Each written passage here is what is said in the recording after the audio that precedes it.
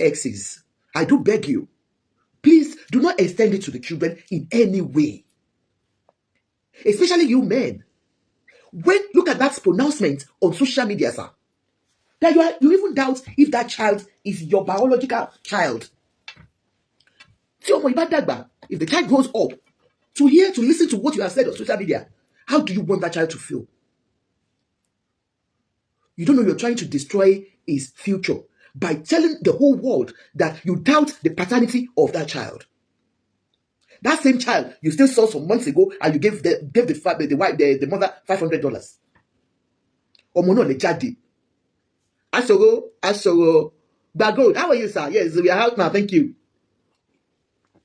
Hey, you both so Chanel ti wa clear here on the fact that you said that is the kábíyèsí ẹnu mi ò gbà pé àgbàlagbà parọ́.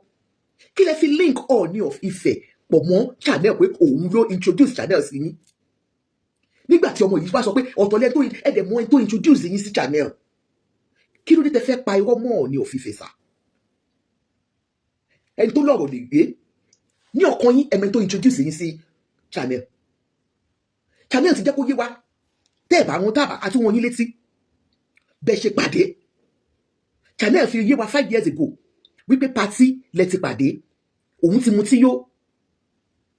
Your ex said that Bashir, you see, òun mutí yó that she was drunk and she slept. Èdè wá sí òun máa lajú báyìí òun bẹ́ẹ̀ ti ń take advantage òun. Ní ọdún náà lọ́hùn tí ọmọ yẹn bá pe ọlọ́pàá ó kọ̀ ẹ́ pé Nàìjíríà bó ṣe jẹ́ wípé ẹni yìí fipá bá òun lò pọ̀ ni ẹlẹ́wọ̀n lè máa jẹ́ kábíyèsí because tí ẹ̀ bá fipá bá yàn sùn ó ní èrè ẹ̀ ó ní torí ẹ̀ lè ṣe promise òun ní marriage that you promised her to be the queen of Iwo land and she followed you to Iwo. It was when she got to Iwo that she knew that you were nothing according to her, and it was people that were supporting you people. Ó tó ń bá rí iná báyìí wọ́n á gbé up nepa o ọmọ Canada. But she didn't even do anything. She accepted and married you and became the queen in your palace. Kábíyèsí, according to her, I will play the voice note now. I will play the whole thing. She still said that during that time, ọmọ ọ̀dọ̀ lè máa ń bá sùn nínú ilé. Ẹ̀yin lẹ pè wá ká bá yín dá sọ̀rọ̀. Like I said, look at what she told us. She said the sacred position of Ọọ̀ni, you're dragging it. And then the culture that you're always telling us that you hold the culture in high esteem. Because as the king of Yoruba land, our cultural heritage, our cultural values should be paramount to you, sir. Not you coming online to sit down and call another king. Like I said yesterday, without being told, the position of Ooni of Ife, let's even take all Yoruba kings. So I pay culture ti bàjẹ́. If there's any issue in families, we go to the palace to call the king, come and this is what has happened to me, my husband. So it's their cultural duties within the society or the community that they are. So even if she had gone to Ooni of Ife when she was giving only 72 hours to pack her things out of the palace, and Ooni decided to help her, he's just doing his duty as the Oba of Yoruba land. Moreover, this is a friend of yours that she knew you were friends with. Ìyẹn ò tiẹ̀ wá wá bàbá mọ́. Irọ́ tí ọmọ yìí ní ẹ pamọ́ Ọọ̀ni. Ẹ wo bó ti ṣe sọ fún yín, ó ní final thing tó máa. Ẹ mọ̀ pé ẹ ti ẹ̀ ń wọ́ wá ńlẹ̀ ní sà. Kábíyèsí, ẹ ń wọ́ wá ńlẹ̀ ní. Ẹ wo nǹkan tó sọ sí yín, ó lóun ò dá sí mọ́. Kẹ má pọ̀ orúkọ òun sí dọ̀tí. Ọmọ tẹ́yìn pè láṣẹ́wó nìyẹn o. Ó ti kẹ́ ẹ̀ kábíyèsí wa. No Oba has right to talk about our tradition like that. I was introduced to Mr. Akobi by a popular Lagos monarch at a party in Ikeja, not by His Imperial Majesty Oba Ooni of Ife. During my time as Olori Olu, I respectfully regarded this Lagos monarch as my royal father. Olóhùn Ọba Saheed Elegushi or whoever the kábíyèsí, òun mo gẹ́gẹ́ bí bàbá òun ni. Kò dẹ̀ sígbà kankan tó rán òun láti lọ pa yín. I wish to categorically say that such statements are venomously untrue, misleading, and highly damaging to the sacred institution of culture. Daddy, kábíyèsí, ọ̀rọ̀ burúkú Ọlọ́run ò ní jẹ́ kó ọ̀rọ̀ burúkú jáde lẹ́nu àgbà. Ewu tó ọmọ yìí sọ pé kẹ́ni ọba ẹgbẹ́ yín òun ló wọ́n èèyàn wá kó wá pa yín. Pé ọba ṣé ní tí ọmọ yẹn kó bá fi ẹjọ́ yín sùn ní Canada ẹ lè má wọ Canada mọ́. Tó ní kó lè fi bá anyway òun náà ti fẹ́ yín ṣàbíyá kò lè lọ́rọ̀ mọ́. At no time At no time did this monarch introduced to me by Mr. Akombi try to unlive him or with any malicious intent. We meet people through people. Moreover, how you met this lady, according to her, is even different from what we are being told. Let's assume you people don't decide one side. Okay, I'm just being, open here. You understand? I guess because it was so good.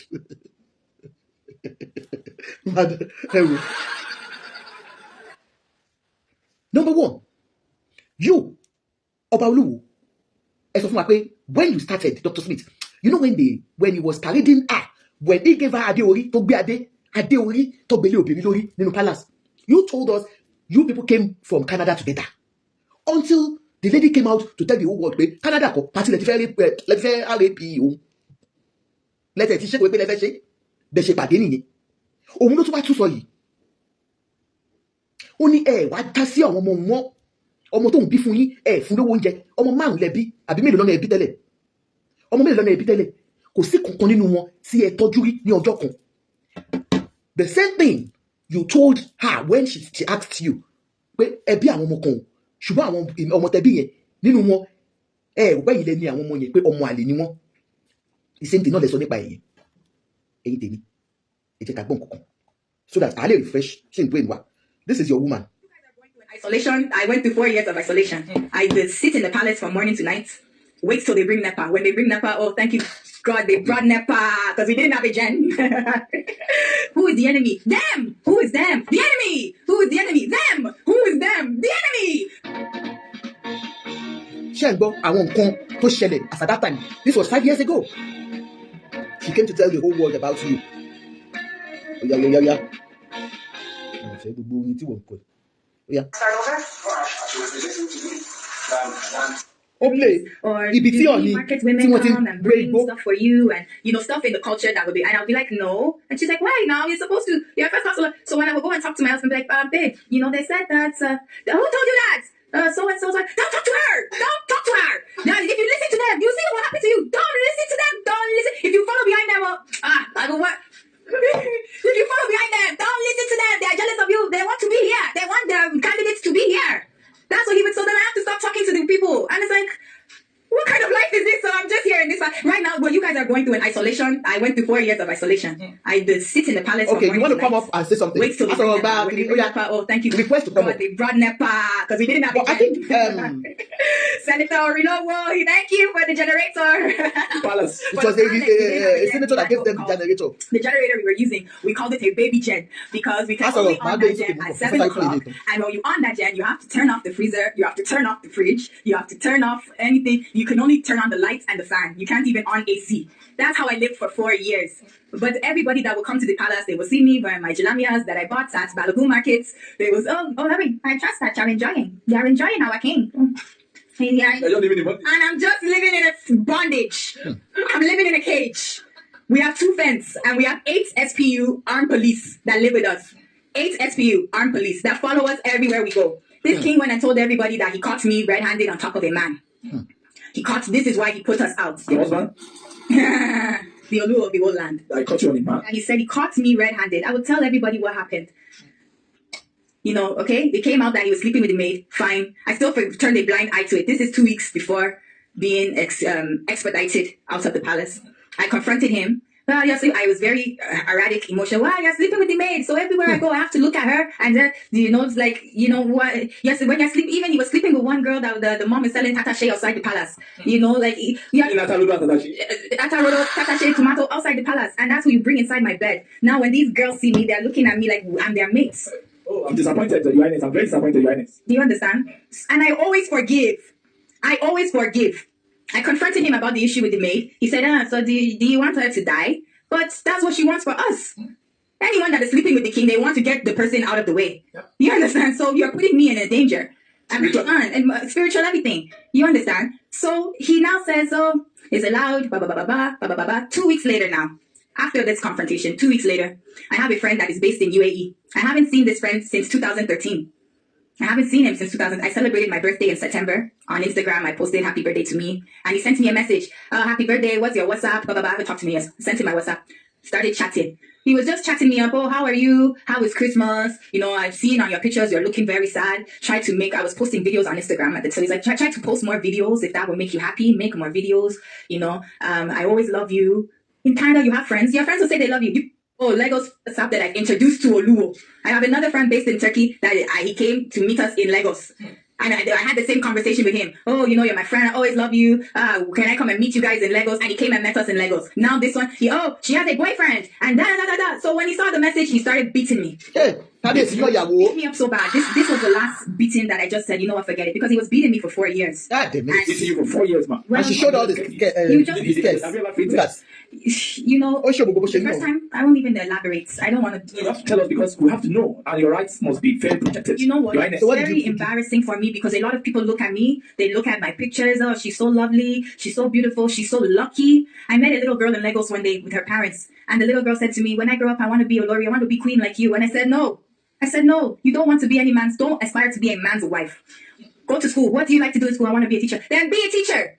And marry a person that you love. If he becomes king, he becomes king. If it's your destiny, it's your destiny. But don't say you want to marry a king. It's not easy. It's not something I want to all you girls that you want to be Olori. If you marry a king, you know, there's kings that I shouldn't even say that. Let me retract my steps because being Olori is great when you're married to someone who's mature, someone who's classy, someone who's elegant, someone who doesn't behave like a rapscallion. You understand? You know, there's kings that are very well respected and well dignified. And I'm sure their queens are enjoying. You understand? There's kings. We just watched a popular Lagos monarch take a second wife. Did he now kick his wife and his... That was when Oba Said Ademola Elegushi married the Hausa lady. That's what she was referring to. That even when that one married the wife, did he neglect his first wife? Princesses out? No. And say, she tried to kill me so he can marry somebody else? No, because I'm not Nigerian, because I'm not Yoruba. My mom is not Yoruba. I'm not, so my rights are taken away from me.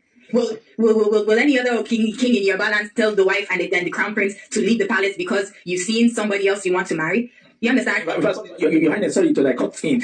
One of the allegations we heard from sources when we were investigating is that he said because he wanted to take a new wife from the north, we're still coming to the issue of beating because I wanted to expatiate on that. So he had always wanted to marry that northern lady. Came from the northern part, you know, he called himself Emir, and that was why you got angry with him that he started. And you didn't want him to marry actually. Is that true? I will say this. He's very obsessed with anything with the North. You know, there's one time he said to me that the North is what controls Nigeria. The Nigeria as a whole is controlled by the North. Did you hear what she just told us now? That it took her time to even say it out. Only when it comes to the North, that the KBC is so passionate about it. Honestly, all the Yoruba monarchs take note of this particular word that this lady has said. And we have seen it in Oluwo's actions over the years. That is more of a northerner. He believes more in them than the Yorubas. And that is why he calls himself the Emir of Ibenye. Do you get me? When we know Oba Kode, Koishi Oba, Hausa, right from when she was there, nothing knows that fair Hausa, so that he will get close to the northerners. He knows his reason. Let's be watchful. Gbogbo ẹ̀yin ọba Yorùbá, ṣé ọba wa Olúwo, ṣé wọ́n ní nǹkan kan behind ọ̀rọ̀ yìí? Watched him do everything that he can to align himself. As far as him wanting to marry a princess from the north, I know that he wants to marry into a wealthy northern family. He wants, basically, it's about keeping up with his mates. I don't want to say this but it is what it is. He's a popular monarch married into a well-known, respected northern family, and he wants to do the same. That's just what it is. What it is. You're not really that popular monarch you talk about. It's only his friend that maybe we'll try to copy. Even we won't talk about, but that's just everything with this with Oluwo. He wants to keep up with his mates. He named his son Odudua. So are you trying to say you're Baba Odudua? Who is the top Yoruba monarch of Ile Odudua? Who is that?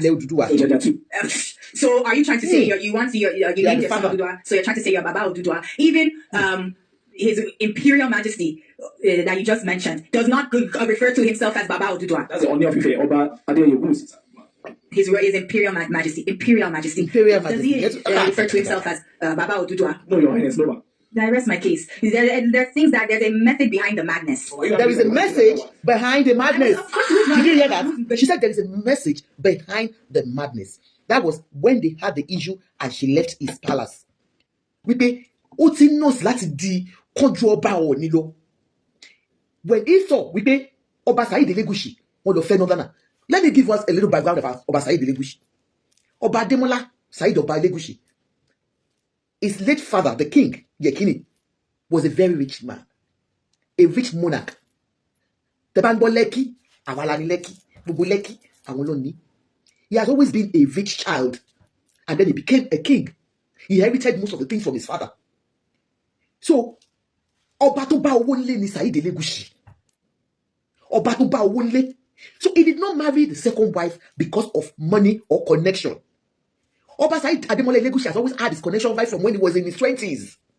He worked with Asiwaju Bola Ahmed Tinubu. He had always been having that connection right from the onset. So when it comes to connection, he had it before he became the king. When you're talking about wealth, he had it. So, and then this young lady, this Olori that he married, the first wife, she's from a very rich family too. Ọmọ Ìpàyẹ́lẹ̀ kò ní. Mama actually mama Sekinta. So ilé owó ni Saheed ti wá, ilé owó ni first wife ti wá. Ọmọ ilé èèyàn ni Seki. So for the two of them, they started right from when they were young in uni and all that, and they've been together. But a man will always be a man. Men will always be men. Especially ọkùnrin tó bá like obìnrin, ó tún wá di ọba. I understand. No matter what promises he has made to his wife, one way or the other, ó máa fẹ́ fẹ́ yàwó mi. This particular Northerner that he married, Oba Saheed Ademola did not marry that lady because of money or wealth or position. No. One thing led to the other, just like so many of them, don't they? But because of some greed, according to this lady, that the Kabiyesi Telu felt like, since I did Northerner, position, I'll get it from there. And exactly what he did after sending this girl out. So, doesn't work out. That's why I look at people when they are talking about one case that, Oba Saheed wants to inherit somebody's royalty. Sincerely, please, Etudanu. Owo wa ni owo Saheed Elegushi. Ọmọ olówó ni. Gbogbo. So, let's go on and listen to her. Be upset about it. I was upset about it, but at the same time, because it's not what I signed up for. When I met you, you said you weren't interested in these things. But this is somebody that is controlled by money, popularity, and power. You want to be popular by all means. You name your son Oduduwa, you put this crown on a woman's head that you now... Oluwa was gone with his own mouth to say that... I was coming to that already. Let's go for that. But you name your son Oduduwa. Just to... another monarch. So I believe in culture, that you are even higher than Ooni of Ife. That's why you know the truth that this is our first monarch in Yoruba land. But okay. You brought all the princes from your town of Iwo to now say a prince in Iwo can now be Ooni of Ife. You understand? The princes of Iwo should focus on the royal school of Iwo. I'm not trying to disrespect any of the princes of Iwo. I love Iwo. My son is from Iwo. But let's call a spade a spade. Focus on your own kingdom and let the other monarch focus on his own. Why will you... This is 5 years ago. This was a woman he lived with. She knew him right from the onset that he had always wanted that position of Ooni of Ife. Oti Wobawa Telu, we become back position Oba Ooni. No wonder it's coming 5 years later. Madam Adebimpe Kaboma, thank you. 5 years later to tell us that Ooni on fait pas. Okay. Go into this monarch's territory, fill up a whole bus, and drive into Ife to the ruling house. To now, nobody in the audience, nobody's. Why are you rewriting this? Why? It's not my business, but it's my business because my son is a crown prince. But it's not my business, but it's my business because when he does these crazy things, Olori, talk to him. If I talk to you, then he will be beating me. Yeah.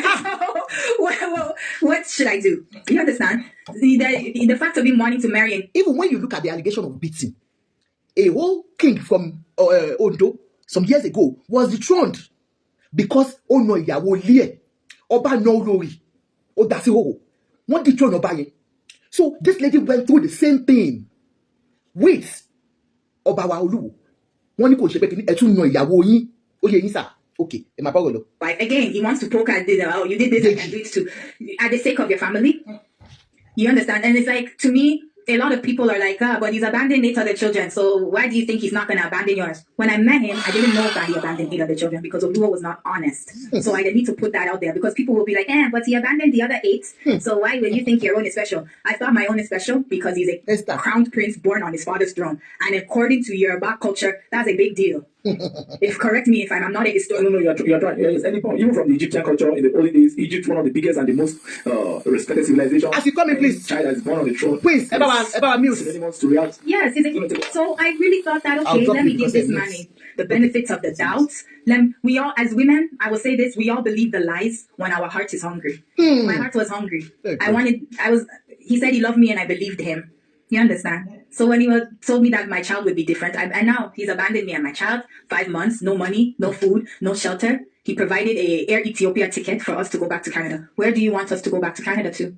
You don't have a house in Canada to put us. I have all our hotel bills, all our Uber bills. We don't live anywhere in Canada. We go to Canada once a year. We don't live anywhere. We don't stay anywhere. You don't have anything. So where were you shipping us Air Ethiopia economy to go?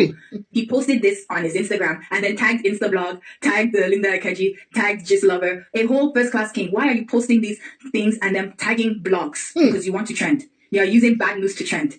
When I say these things to him, the news is news. That's what he says. Yeah, news is news. I even begged him.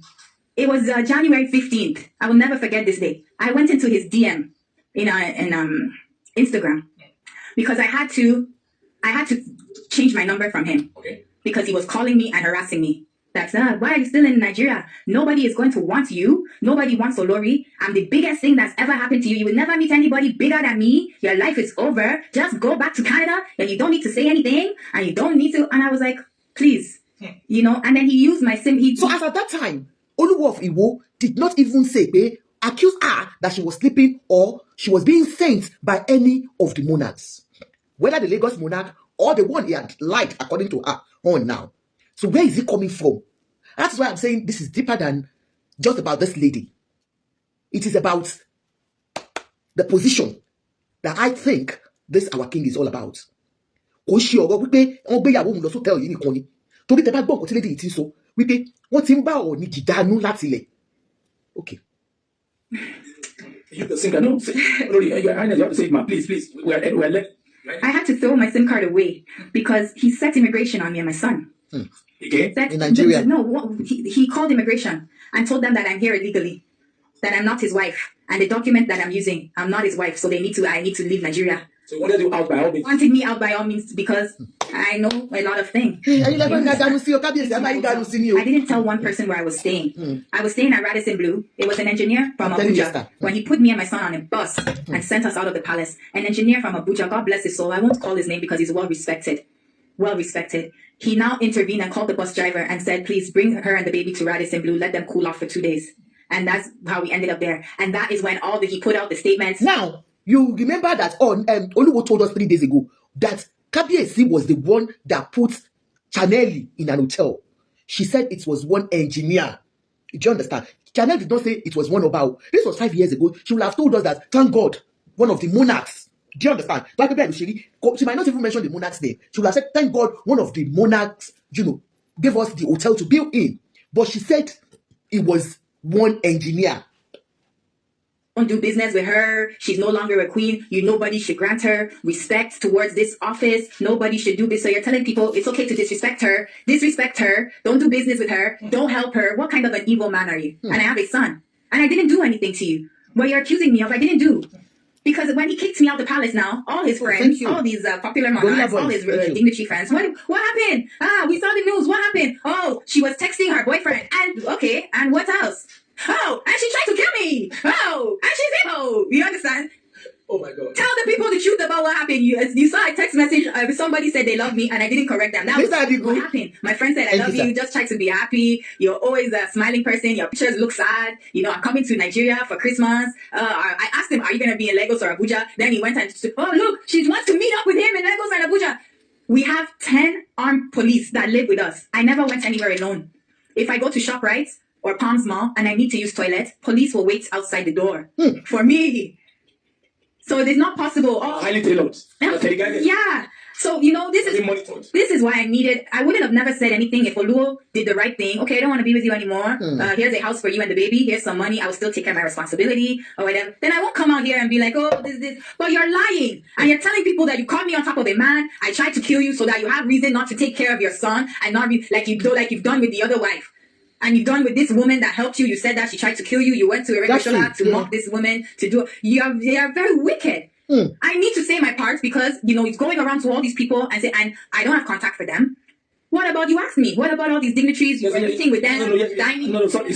No one has looked back and said, oh, Olori, how are you and your baby? Are you guys okay? Where are you staying? No, but there's only two, the same popular Lagos monarch. I was granted access to talk with him. January. And then there's another great imperial monarch that offered a great help to me and my baby. My son wasn't in school. My son is 3 years old. So now we are getting somewhere. She said it here that only 2 monarchs were there for her. Remember, Oba Said Ademola Elegushi was introduced there. That's if she didn't mention the name, but people said because they were friends. And then she said another imperial majesty, which means the Ooni of Ife was there for her. That the Ooni was there. Like I said yesterday, Ooni could have come to the to this matter because he was close to this man, this Oluwo Iwo, and you will not close your eyes and see your friends, their wife and the child out there in the streets without helping out. I said it yesterday, I didn't even know that this was coming out today. I was going to see this. So it is not impossible, and now she has said it now. Let me give you guys some time to talk, please. Who wants to go first? I think some people came first, Mr. Adigo. Can we allow? Do you want to speak something first? Okay, kill me. Okay.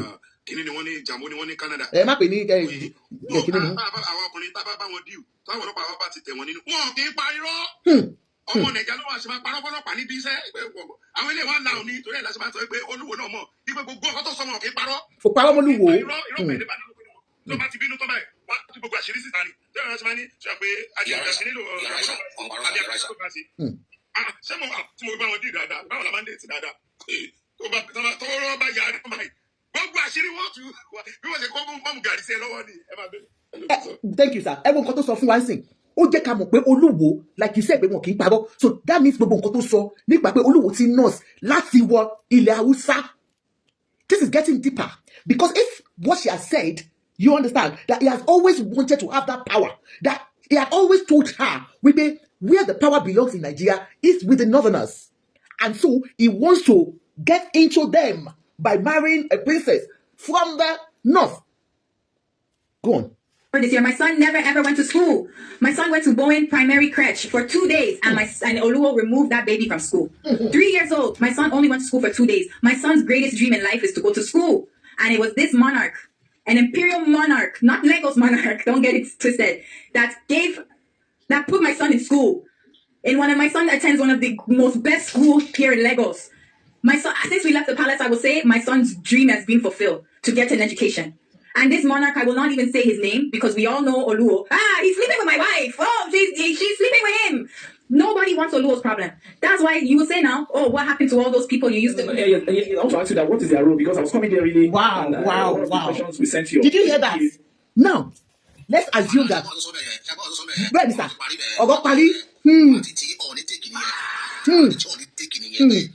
Ojú ògbọ́dọ̀ tí ló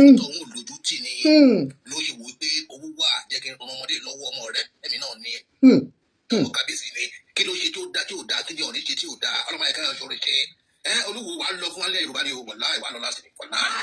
Ok, ẹ jẹ́ kí àwọn èèyàn bẹ̀rẹ̀ ọ̀rọ̀ látòkè ẹ kí kọ́kọ́ pọ̀ sí bẹ́ẹ̀ yẹn náà fún nǹkan tá a ti kọ́kọ́ gbọ́ yìí Mr. Theophilus ó dà káwọn ọkọ̀ dé ní sùúrù sà kíkọ̀ sáré sọ̀rọ̀. So apart from the fact pé wọ́n jẹ́ ọ̀rẹ́ ṣé mo pé mo sọ nǹkan nípa Olúwo lánàá àwọn oore tí Ọọ̀ni of Ifẹ̀ máa ń ṣe mo rántí years back tí wọ́n máa ń drag wọn lórí Facebook gan mo rántí àwọn àgbààgbà ẹjọ́ ẹ bá mi Mr. Theophilus ẹjọ́ fún mi 1 minute kí n kò fi round up ẹ bá mi mute sir.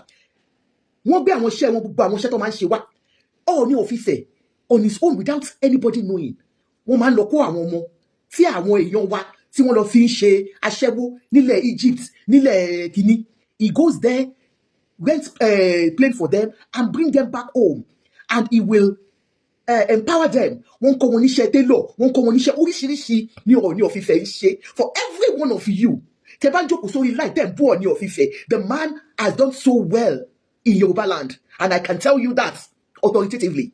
Wọ́n máa ń lọ kó gbogbo àwọn ọmọ tó lọ fi ń ṣe ọmọ ọ̀dọ̀, àwọn ọmọ tó ń lọ lò nílẹ̀ Libya, táwọn èèyàn ń kó wọn lọ fi ṣiṣẹ́ aṣẹ́wó, bàbá yẹn máa ń lọ kó wọn, wọ́n máa ń empower wọn. Gbogbo ọdún ọlọ́jọ́ tó máa ń ṣe tẹ́lẹ̀, wọ́n ń ṣe ọdún ọlọ́jọ́ lásán. He is always empowering the youth with that ọdún ọlọ́jọ́ tó máa ń ṣe. Gbogbo àwọn ọmọ tí Ọọ̀ni of Ifẹ̀ ń wọ́n lọ sí school. So if he decided to help your own child that you threw out of the palace, ọmọ kékeré, mind you, this particular lady is not from Nigeria. Ẹ̀dà àwọn sí títí tàbí kọ́mọ yẹn lọ bá. So tó bá wá help ọmọ yín, ẹ wá sọ pé ó ń bá a sùn ni. Okay, ẹ jẹ́ fi yín sílẹ̀, ẹ jọ Mr. Theophilus, ẹ sọ̀rọ̀ sà.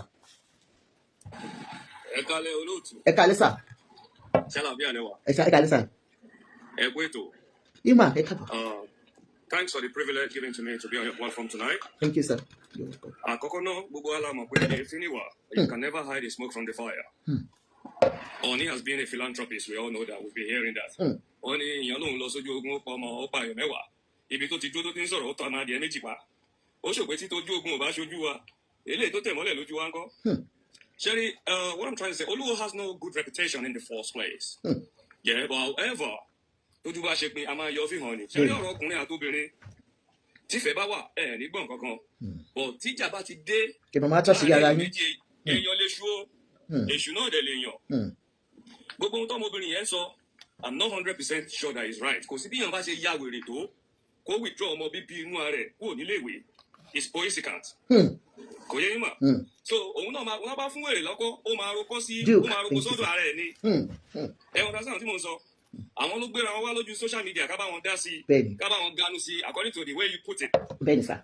But ọ̀rọ̀ ọkùnrin àtobìnrin ó kọjá bá ṣe ń wò ó tífẹ̀ bá wà láàrin wọn ní láàrin wọn ìjà ló dé lórí ìdòwe o. That's my contribution. Thank you so much, sir. Thank you.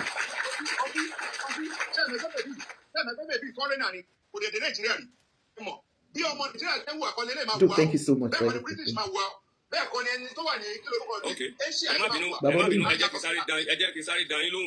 Thank you, Duke. Duke. I will make myself as a case study tonight. Wọ́n ní igi gọgọrọ máa gbóni lójú àtòkèrè báyìí láti wò kí ọsán tó já kọ́rùn tó dọ̀pá. Kò yẹ ìyàwó tí mo fẹ́ sílé ní ṣùlọ́kà tí mo ṣe wedding fún. Ó sọ fọ́lọ́pàá pé mo rape òun nígbà tí mo. Ẹ má sọ èdè yẹn ẹjọ́ torí bíbá máa tún fún wa ní kinní ẹsẹ̀ ló Yorùbá. Ó sọ fún àwọn. Wọ́n fi bá pàwọn ẹ fi bá pàwọn sùn. Kò yẹ ìyàwó tí mo fẹ́ nígbà tí mo mọ̀ pé kò lè bímọ tí ò dẹ̀ sọ fún mi. So ẹ gbàgbé ohun tẹ́ ẹ sọ yẹn wọ́n parọ́ ju dáadáa lọ London mo ti bá yín sọ̀rọ̀. I've been in London close to 2 decades. Ojú rí ẹni tó bá sọ tiẹ̀ síta ní sáré gbogbo story tó ń sọ yẹn èyí tó favour ẹ̀ ló ń sọ. Ló sọ síta. Oluwo has no good reputation. Oluwo has no good reputation, but irrespective of what that lady has said, we should not concur to all what she saying. Gbogbo ẹlẹ́mà jẹ́ 100%. Thank you. Thank you, sir. Okay. Ẹ jọ one by one ẹ má yẹ ká ẹ mọ̀. Thank God. Recording show pé Olúwo mú gbọ́dọ̀ ìwé igbó Olúwo dẹ̀ tún fi rẹ̀ ṣe pé ìbọn wọn ṣe bí bá ṣe jókòó ní picture ni mo máa bára mi bí bá sọwọ́ báyìí tí wọ́n ní àwọn báyìí mo ṣe wá ní ẹlọgbẹ́ picture àbó ṣe ṣe. Olúwo tún fi rẹ̀ ṣe pé ẹ má fi ṣe ájú bẹ́ẹ̀ kọ́ sílẹ̀ ọ̀kọ̀ọ̀kan. Ẹni sùúrù sà, ṣẹ́ni lórí ti gbóyè, I've said it times without number that Oluwo has no good reputation. But do you know what? There's something they call AI generated image. Ṣé pé ha yìí yẹn? Bàbá wa Theophilus.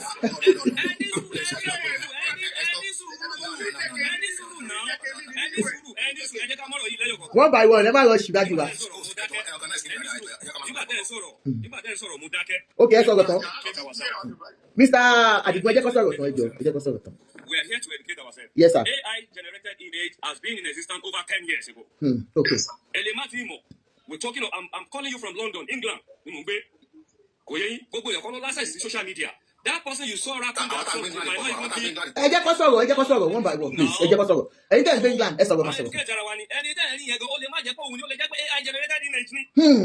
So Okay. what are we talking about? Okay, sir. Okay, sir. Taban Sugun Kamarino now. Okay. Oluwo has no good reputation. Okay, sir. You me pé òun ẹni yẹn. Thank you. Okay, sir. I just want to Mr. Adigun, please. Mr. Adigun, ẹ ní sùúrù. Mr. Adigun, please. Mr. Adigun, ẹ jẹ́ kí n sọ̀rọ̀. Oh God. Ẹ jẹ́ ká ó máa wà very loud ẹ jẹ́ àdí sùúrù fún wa. Mr. Theophilus, as at that time when that video came out, Oluwo did not deny that, sir. Yes, he did not deny that until of recent when he now came out. Láti wá sọ máa ṣépè fún wa wọn. AI then, so of course has been in existence, and we, most of us are just getting to know about AI. But he never denied that video as at that time. And that was the same video. That it was the same Kabiyesi, the audio of Ife, that set the lady up to be recording him. So that is where the recording was right. Oh, but one believe Nilo mo come and record them. Show you, sir. Any so we get Mr. Theophilus. Mr. Abdul is a Jamie. Ever be mute. Mr. Abdul, please mute. Theophilus, sir. Okay, yeah. Lori, according to Mutesson, you're 100% right that when the allegation came up, he did not deny it. Yes, sir. Then he later came out to deny it. However, yeah, Sherry Mutoluwoshi, as I've said initially, he has no good reputation. And when he told me drug, because of my job, I want to know Yes, sir. Yes, sir. I'm from Oyo State. I'm Prince Theophilus Oriade from Atiba local government. God bless you, sir. God bless you too, man.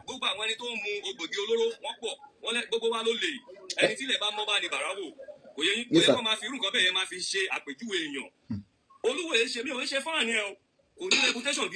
But gbogbo tí mo ń try àti sọ fún yín ni pé ìjà láàrin ọkùnrin àti obìnrin ìjà ló dé lórí dòwe. Ajá tó ti rí ni tó ń jùrù tó bá jẹ ajá tó dé ni tó ń gbó. Tẹ́sù bá ti wà á ríyàn kò sí ohun tí èṣù ò lè dàrú. Ibi tí mo kọ́ fẹ́ yẹn káàdì mú nìyẹn. Thank you, man. And that's my contribution. Thank you so much, sir. I will. DJ, get us sọ̀rọ̀. Mr. Olape Aso. Mr. Adigun ẹni sùúrù wàhálà lélẹ̀ yìí. Ẹ mọ̀ pé àwọn èèyàn ti débi kẹ́ tó dé. Mr. Asọ̀rọ̀ gba gold. I want day before you. Now, sir. Go on. Mr. Asọ̀rọ̀. Ẹ kálẹ́ sir.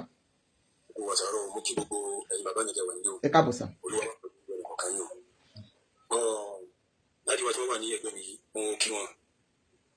Ọlọ́run àṣà yín ní ẹ̀sìn ẹ̀gbẹ́ nìkan kan náà. Ẹ rí mo fẹ́ kí gbogbo wa ẹ rí tí ọ̀rọ̀ kan bá ṣẹlẹ̀ láàrin tó bá jẹ́ bóyá àgbà méjì àbí láàrin ọkọ àti ìyàwó. Ẹ jọ̀ọ́ ọbẹ̀ ẹnìkan kan wa. Ẹ jẹ́ kí a máa gbé ìfẹ́ tí a bá ní sí ẹnìkan àbí sí ẹnìkejì. Tó bá jẹ́ pé àbá fẹ́ jẹ̀bi lórí ọ̀rọ̀ yẹn láti fẹ́ kí Ọlọ́run táwa lè jọ burú lórí ọ̀rọ̀ yẹn òun ni kí a kọ́ gbé ìfẹ́ yẹn ká kọ́ gbé sí ẹgbẹ́ kan ká wá fi ojú pé ká wá fi ojú individual ká fi wo ọ̀rọ̀ yẹn pé báwo lọ̀rọ̀ yìí ṣe lè rí sẹ́ẹ̀rí tí a bá ti gbé hate ẹnìkan àti ìfẹ́ ẹnìkan tá a bá ti gbé sí ẹ̀mí a ò ní ríran rí òdodo láyé àríran rí òdodo sẹ́ẹ̀rí gẹ́gẹ́ bí nǹkan tí láti wá tí wọ́n sọ láti tí wọ́n sọ sẹ́ẹ̀rí ọ̀rọ̀ ọkọ àtìyàwó mo mọ ìgbà kan ó dàgẹ́ bí bàbá wa Ọọ̀ni ọ̀fífẹ́ àti bàbá wa àti àṣàbí fóònù yẹn ni mò ń lò. Go on. Kò sí ẹnì kan tó rí iná rí àárín àwọn méjèèjì àti bàbá ọba Elégùṣì. Àwọn mẹ́tẹ̀ẹ̀ta kò lè jọ ni wọ́n. Ṣùgbọ́n ní ìgbà tí Ọlọ́run kádàrá wípé ìjà dé, òun náà ni ọ̀pọ̀lọpọ̀ wá rí iná rí àṣìṣe ara wọn. Ẹ wá rí tí obìnrin gbogbo wa tó bá níyàwó nílé tó ní ìyàwó nínú yàrá nínú ilé. A mọ̀ wípé ọ̀rọ̀ tí láti wáyé sọ òdodo ọ̀rọ̀ ni. Gbogbo nǹkan tí a bá kó sí tẹ́ bá fún wèrè ní ọkọ pé kóróko ẹ tọ́ pa àyè tó gbogbo ayé lágbè lágbàjá pa ọ̀pá yìí o tẹ́ bá ní kó sọ̀rọ̀ á sọ̀rọ̀ tó máa fẹ́ fọ ẹni. Kò lè sọ̀rọ̀ tó máa against láì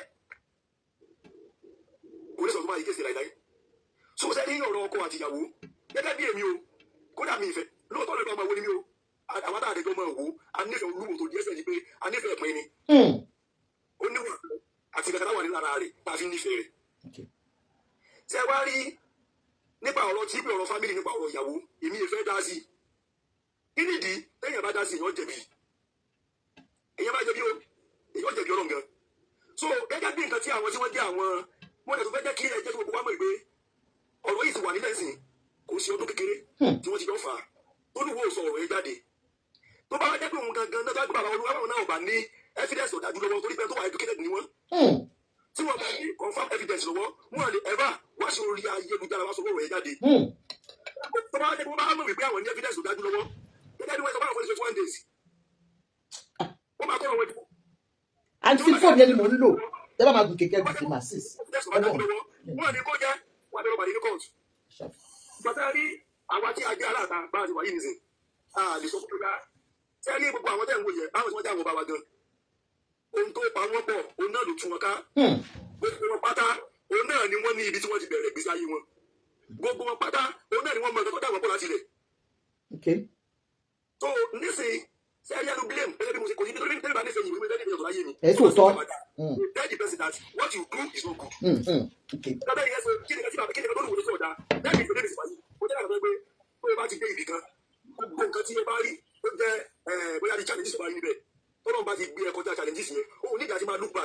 Okay. Is it that it's true or it's not true?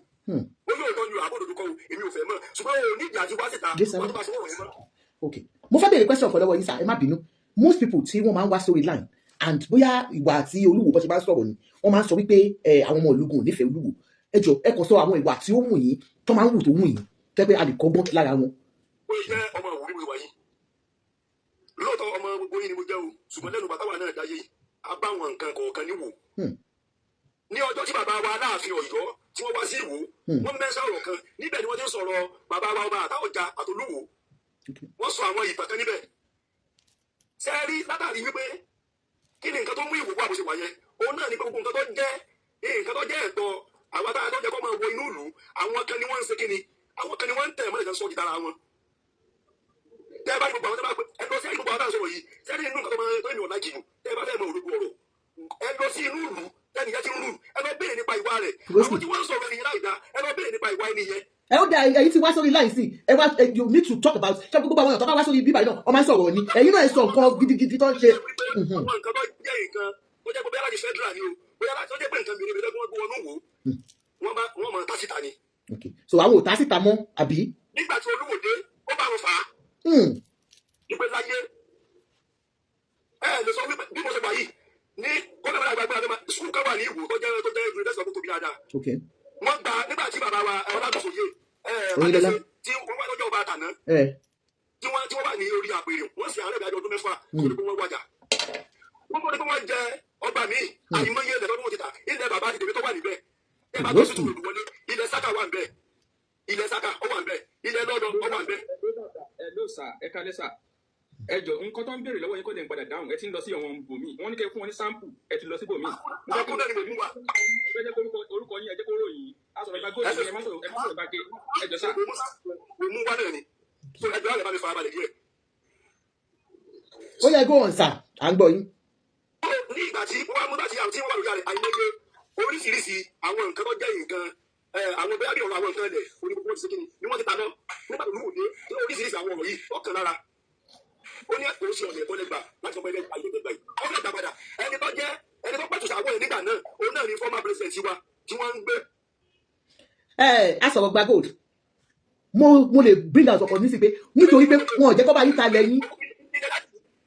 Ilẹ̀ dádì tó wà lórí 30 acre kọ́ gbọ̀wọ̀ fún wa àwọn tí wọ́n ti gbowó lẹ́yìn wa. Okay, all right sir. So àwọn nǹkan tó ń ṣe ní ìlú ti yín ni pé wọn ò jẹ́ kí àwọn ọba kéréje máa ta àwọn ilẹ̀ yín dànù àbí kọ́ máa fọwọ́ lágbá yín lójú. Ẹlẹ́ẹ̀kejì nínú nǹkan tí wọ́n máa ń ṣe òun náà ni wípé ẹni tó ní ìròyìn ọjọ́ ọ̀la ni nínú ẹjọ́ àbàtì ní ìròyìn ọjọ́ ọ̀la gẹ́gẹ́ bí àwa Yorùbá ẹni pé tá a bá gbọ́ àwọn tí wọ́n jẹ́ àwọn Yíbò wọn kì í ta ilẹ̀ wọn láyé wọn máa ní ìsìlẹ̀ fún yín ni. So no gbogbo kọ́tà ìsọ́yìn ti yé mi ọ̀rọ̀ ilẹ̀ bó ṣe bá yín mú ilẹ̀ dáadáa yẹn òun ni greatest ìtọ́ṣe àbí. Ìkan nínú ẹ̀ ọ̀rọ̀ ilẹ̀ lẹ́yìn tó ń sọ yẹn ó di second ó di ẹyọ kan náà lẹ́yìn sọ. Ẹlẹ́ẹ̀kejì ló náà ni wípé Ìwó college tá a ní ó ti wà ní ìsìn látọdún gbọ́n ni.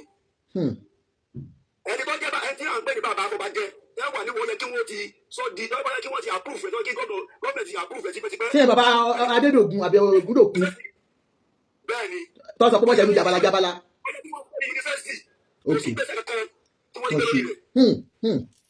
Àti wọ́n bá ti gbé gbèsè ní ọjọ́ kan fọ́nà gọ́ọ̀mù Arẹ́gbẹ́ṣọlá ẹ bá lọ wo ọ̀nà Òṣogbo sí Ìwó Adémọ́lá Adélékè wà bẹ̀rẹ̀ sí ni wọ́n ṣẹ̀ sí dàyìn. Táwọn ọ̀lú ìwọ náà ni wọ́n ti sọ lọ́jọ́ náà pé sí ẹ̀gbọ́n rẹ̀. Adémọ́lá challenge wọn nígbà tó ní wọ́n bí wọ́n lé kí ló dé wọ́n ṣe ọ̀nà Òṣogbo sí Ìwó. Wọ́n ní ó dẹ̀ sọ pé sí wọ́n gbà. Wọ́n dẹ̀ gbà. Okay, ẹ ṣe. So nǹkan tẹ́ ṣe ti conclude sir ẹ kò bá wa.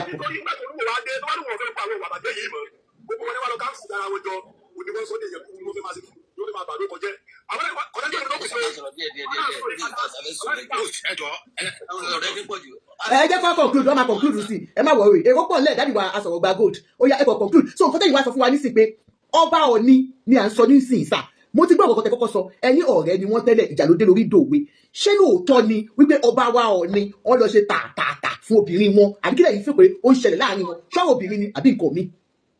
ẹ̀rí ìkàtẹ́ mi lè sọ lórí ẹ̀ o ní wípé tó bá jágbé lóòótọ́ lóòótọ́ Ọba Olu kò bá ní evidence lórí rẹ̀ o ẹjọ́ wọ́n jọ lọ pàdé nílé ẹjọ́ tá a bá lọ pé wọ́n ń dábàá tí mo bá sọ ní ìsìn pé wọ́n ṣe bẹ́ẹ̀ tí wọ́n dẹ̀ ṣe bẹ́ẹ̀ ó ti gbèsè. bẹ́ẹ̀ni tí bá dẹ̀ pé wọ́n dẹ̀ ṣe. ṣùgbọ́n ìjáde wá láti wá sọ pé ọmọ onílù ni yín o ẹ nífẹ̀ẹ́ ọba yín o God bless you ẹ ṣé sà ẹ ṣé ẹ jẹ́ kẹ́lẹ́ omi sọ̀rọ̀ BJ International ẹ̀yin ni next. ẹ káàbọ̀ sà. wọ́n ní ìyàwó ọ̀dọ́ tó bá jà á mọ̀ pé olùkàlùkù máa ń rò lápò ara ẹ̀ ẹni máa fún ọkọ ọmọ àrùn sọ̀rọ̀ ara ẹ̀. ọmọdé yìí ẹ̀kọ́ pàṣẹ tó. àgbọ̀yìn dáadáa BJ International àgbọ̀yìn dáadáa. mo ní ẹni tá à ń sọ yìí ó sọ sórí ara ẹ̀ ní sẹ́gbọ́n mi báyìí mà. yes sir àgbọ̀yìn sìn. àgbọ̀yìn sìn dáadáa. ẹni tá à ń sọ yìí ó sọ sórí ara ẹ̀ ní madam tó ti yé ó sọ sórí ara ẹ̀ ní. tá a bá lọ́bọ̀ yẹn ń parọ́ accepted. àtẹ̀lé kábíyèsí ilẹ̀ Yorùbá rí tó gba ẹgbà ẹgbẹ́ ìdí náà. mina àgbọ̀yìn o. àǹtí Àjọkẹ́. bí sọ́sẹ́ gbé ní ṣùgbọ́n èèyàn kò yìí sọ̀rọ̀ lọ́wọ́ tó bá sọ̀rọ̀ fún. ẹgbẹ́ mi sílẹ̀ kẹ́ ẹgbẹ́ máa yẹn gòkè. ok kí má ní máa ta àkókò dẹ̀ máa dáhùn ẹ má yọ ẹgbẹ́. kò ní ìdìpé kọ́ta kò wọ́n. ẹ adé ẹgbẹ́ bí nǹkan ṣẹlẹ̀ lórí kò yẹ kó. ó yẹ máa sọ̀rọ̀ lọ.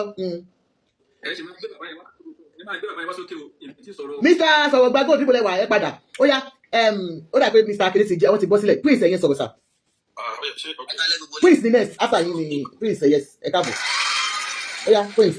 àkíyèsí tèmi o mi fẹ́ kí gbogbo ilé pé àwọn méjèèjì tó yé wọn ń fa ọ̀rọ̀ àwọn baládé bíi bàbá wa náà jẹ́. bẹ́ẹ̀ni. so téèyàn bá wá wo Ọba Olu tó ń sọ̀rọ̀ particularly nípa ẹ̀sìn kéèyàn wo orí ìyàwó tó ti fẹ́ tẹ́lẹ̀ kó tó wá máa jà pẹ̀lú ìyàwó tó ṣẹ̀ṣẹ̀ wà ní ọ̀dọ̀ wọn nísìn àti báwo ló ṣe tírẹ́nì àwọn ọmọ wọn àtàwọn ìyàwó wọn láyé ìgbà tó ṣe wà ní gbẹ̀mí ìfún kọjá kájà pé gbẹ̀mí ló ń ṣe wọn wọ́n tọ̀ ìgbà tó wá dépò ọba tó bá fẹ́ yàwó kí ni leadership role wo ló yẹ ká wò pé a lè emulate lára orí adé tó jẹ́ mẹ́ńtọ̀ wa ní Yorùbá bí láti àwọn bàbá wọn tó jẹ́ Yorùbá pé àwọn ọmọ kékeré o àwọn bàbá wa délé yìí o wọ́n dẹ̀ níyàwó kí ni ìwà tó yẹ ká máa emulate lára láti pẹ̀lú àwọn ìyàwó tó bá fẹ́ sílé so at least obìnrin yẹn sọ pé ọmọ mẹ́rin àbọ̀mọ márùn lòún gbọ́ bẹ̀dí sìn ó dọmọ mẹ́sàn-án pẹ̀lú tòun ó jẹ́ mẹ́sàn-án àwọn ìyàwó yẹn kọ́ àwọn ọmọ yẹn kọ́ ṣé wọ́n tẹ́kì àwọn yẹn so àìtẹ́kì àwọn yẹn ló fa nǹkan tí ó ṣẹlẹ̀ sí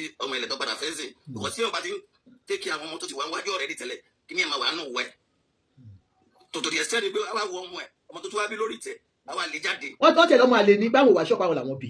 no gbogbo yẹn àárẹ̀ ọkọ àti ìyàwó ló wà bẹ̀kẹ́ ti gbà tẹ́lẹ̀ pé ọmọ yín ni sísẹ ti gbà tẹ́lẹ̀ pé ọmọ yín ni so wáyé tẹ́ fi wá lè jáde even kó tiẹ̀ jọ́ mọ òwò tó tiẹ̀ jọ́ mọ àlè nínú wò tó yẹ kẹ́kẹ́ tó wá lè jáde so lẹ́yìn bàbá akẹ́rù gbàgòdù tó ń sọ lẹ́ẹ̀kan pé ó nìkan tí ọba ṣe sínú lò at least categorically èmi lè fi lómi ìjàsánkù nínú Nàìjíríà yẹn o jẹ́ pé Ìkòròdú tèmi ti wà ní Lagos State ọba tó gbẹ́sẹ̀ ń bẹ̀ kó tó di pé ọba tó padà jẹ Kàbírù tó padà jẹ ń sìn ọba yẹn mi fẹ́ mọ nǹkan tó lè fẹ́ ṣe Lagos State ṣá à ń fáìtì pé ọmọ ìlú wà bẹ́ẹ̀.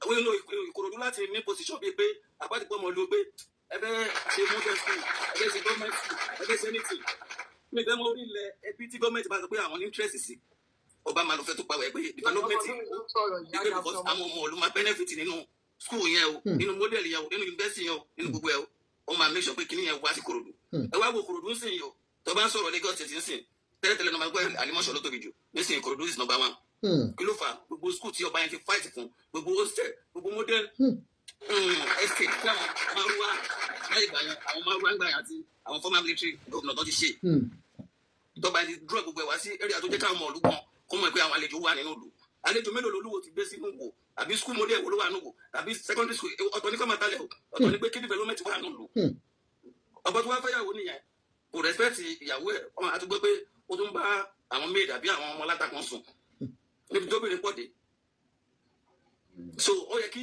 èèyàn máa rí ọba aládé gẹ́gẹ́ bí role model gẹ́gẹ́ bí èèyàn tẹ́ pé a lè máa wà àwọn àríkọ́ṣe ẹ̀ kò yẹ ká máa rí pé a máa ń sọ̀rọ̀ ọmọ a máa jàbí ọmọ kékeré a máa gbé sórí social media ayé ti bàjẹ́ nínú àwọn ọba aládé ń jà àwọn gbé sórí social media. wọ́n ti wá ní ká báwọn dá sí wọ́n tún sọ ọ́ ni wọ́n ní ẹ̀ka dá sí àwọn ọlọ́pàá. wọ́n tún wá jẹ́ àwọn àríjàjà àjẹ́ obìnrin ìjà tó máa kó wá sí palace tẹ́yìn máa dá tẹ́ máa sọ pé never ọ̀rọ̀ obìnrin náà láyé kò sí nǹkan tó jọ. akíní kò ní jọ̀pù wa. èyàn lè rírú olúwo yẹn kó ẹ bá a fa ata kó máa ń jọ̀pù wa. àwọn bá tàbí àwọn lágbọ̀n wà nù pẹ̀lú gbogbo bó ṣe ń wà. because lẹ́gbàá pé wọ́n tó ti ilẹ̀ Yorùbá wọ́n tó ti wípé ìṣẹ̀dálẹ̀ Yorùbá pé àní àṣà ti ṣe Sir. Because I don't think missing first and You talk. Obalade India to Obere, Obali Abi. Olúwo gbéyàwó mi lọ ṣe ta. Kí ló dé? Ó dùn mí o. Ẹ ṣe sà. Ṣẹ́rí ẹ̀yin bring kankan house nísìnyí. Mr. Asọ̀rọ̀gba Gold ẹ̀yin máa sọ̀rọ̀. Mo kàn fẹ́ sáré sọ̀rọ̀ kankan. Ṣé most of us we are always asking pé kí ti ẹni position àwọn ọba kí ni ìwúlò pé adọ́ba nínú àwọn ìlú yìí. Most of us a ti sọ kò sí school àwọn ọmọ ò ṣe báyìí àwọn ọmọ ò ṣe báyìí. Ṣé pé àwọn highlight nísìn àwọn nǹkan tí ọba ìlú àwọn tó ń ṣe. Ṣé ti understand? Ìyẹn lèmi ń béèrè lọ́wọ́ yín lẹ́ẹ̀kan Mr. Asọ̀rọ̀gba Gold. Oyè yìí. Bọ̀kẹ́ tó dá wọn lóhùn ẹni sùúrù sà. Gbogbo ẹlẹ́mà dáhùn lẹ́yọ̀ kọ̀ọ̀kan. Ẹ jẹ́ ká sáré gbọ́ from ó dà pé Abdul olùkọ́kọ́ dé kí àǹtí Àṣàbí tó dé àǹtí Àṣàbí má bínú ìjọ. Ẹ máa sọ̀rọ̀ ẹ̀ mọ̀ pé lélẹ̀ yìí wà. Abdul yẹ. Ẹ ṣe adúpẹ́ Abdullahi lórúkọ mi. Yes sir, ẹ káàbọ̀ sir.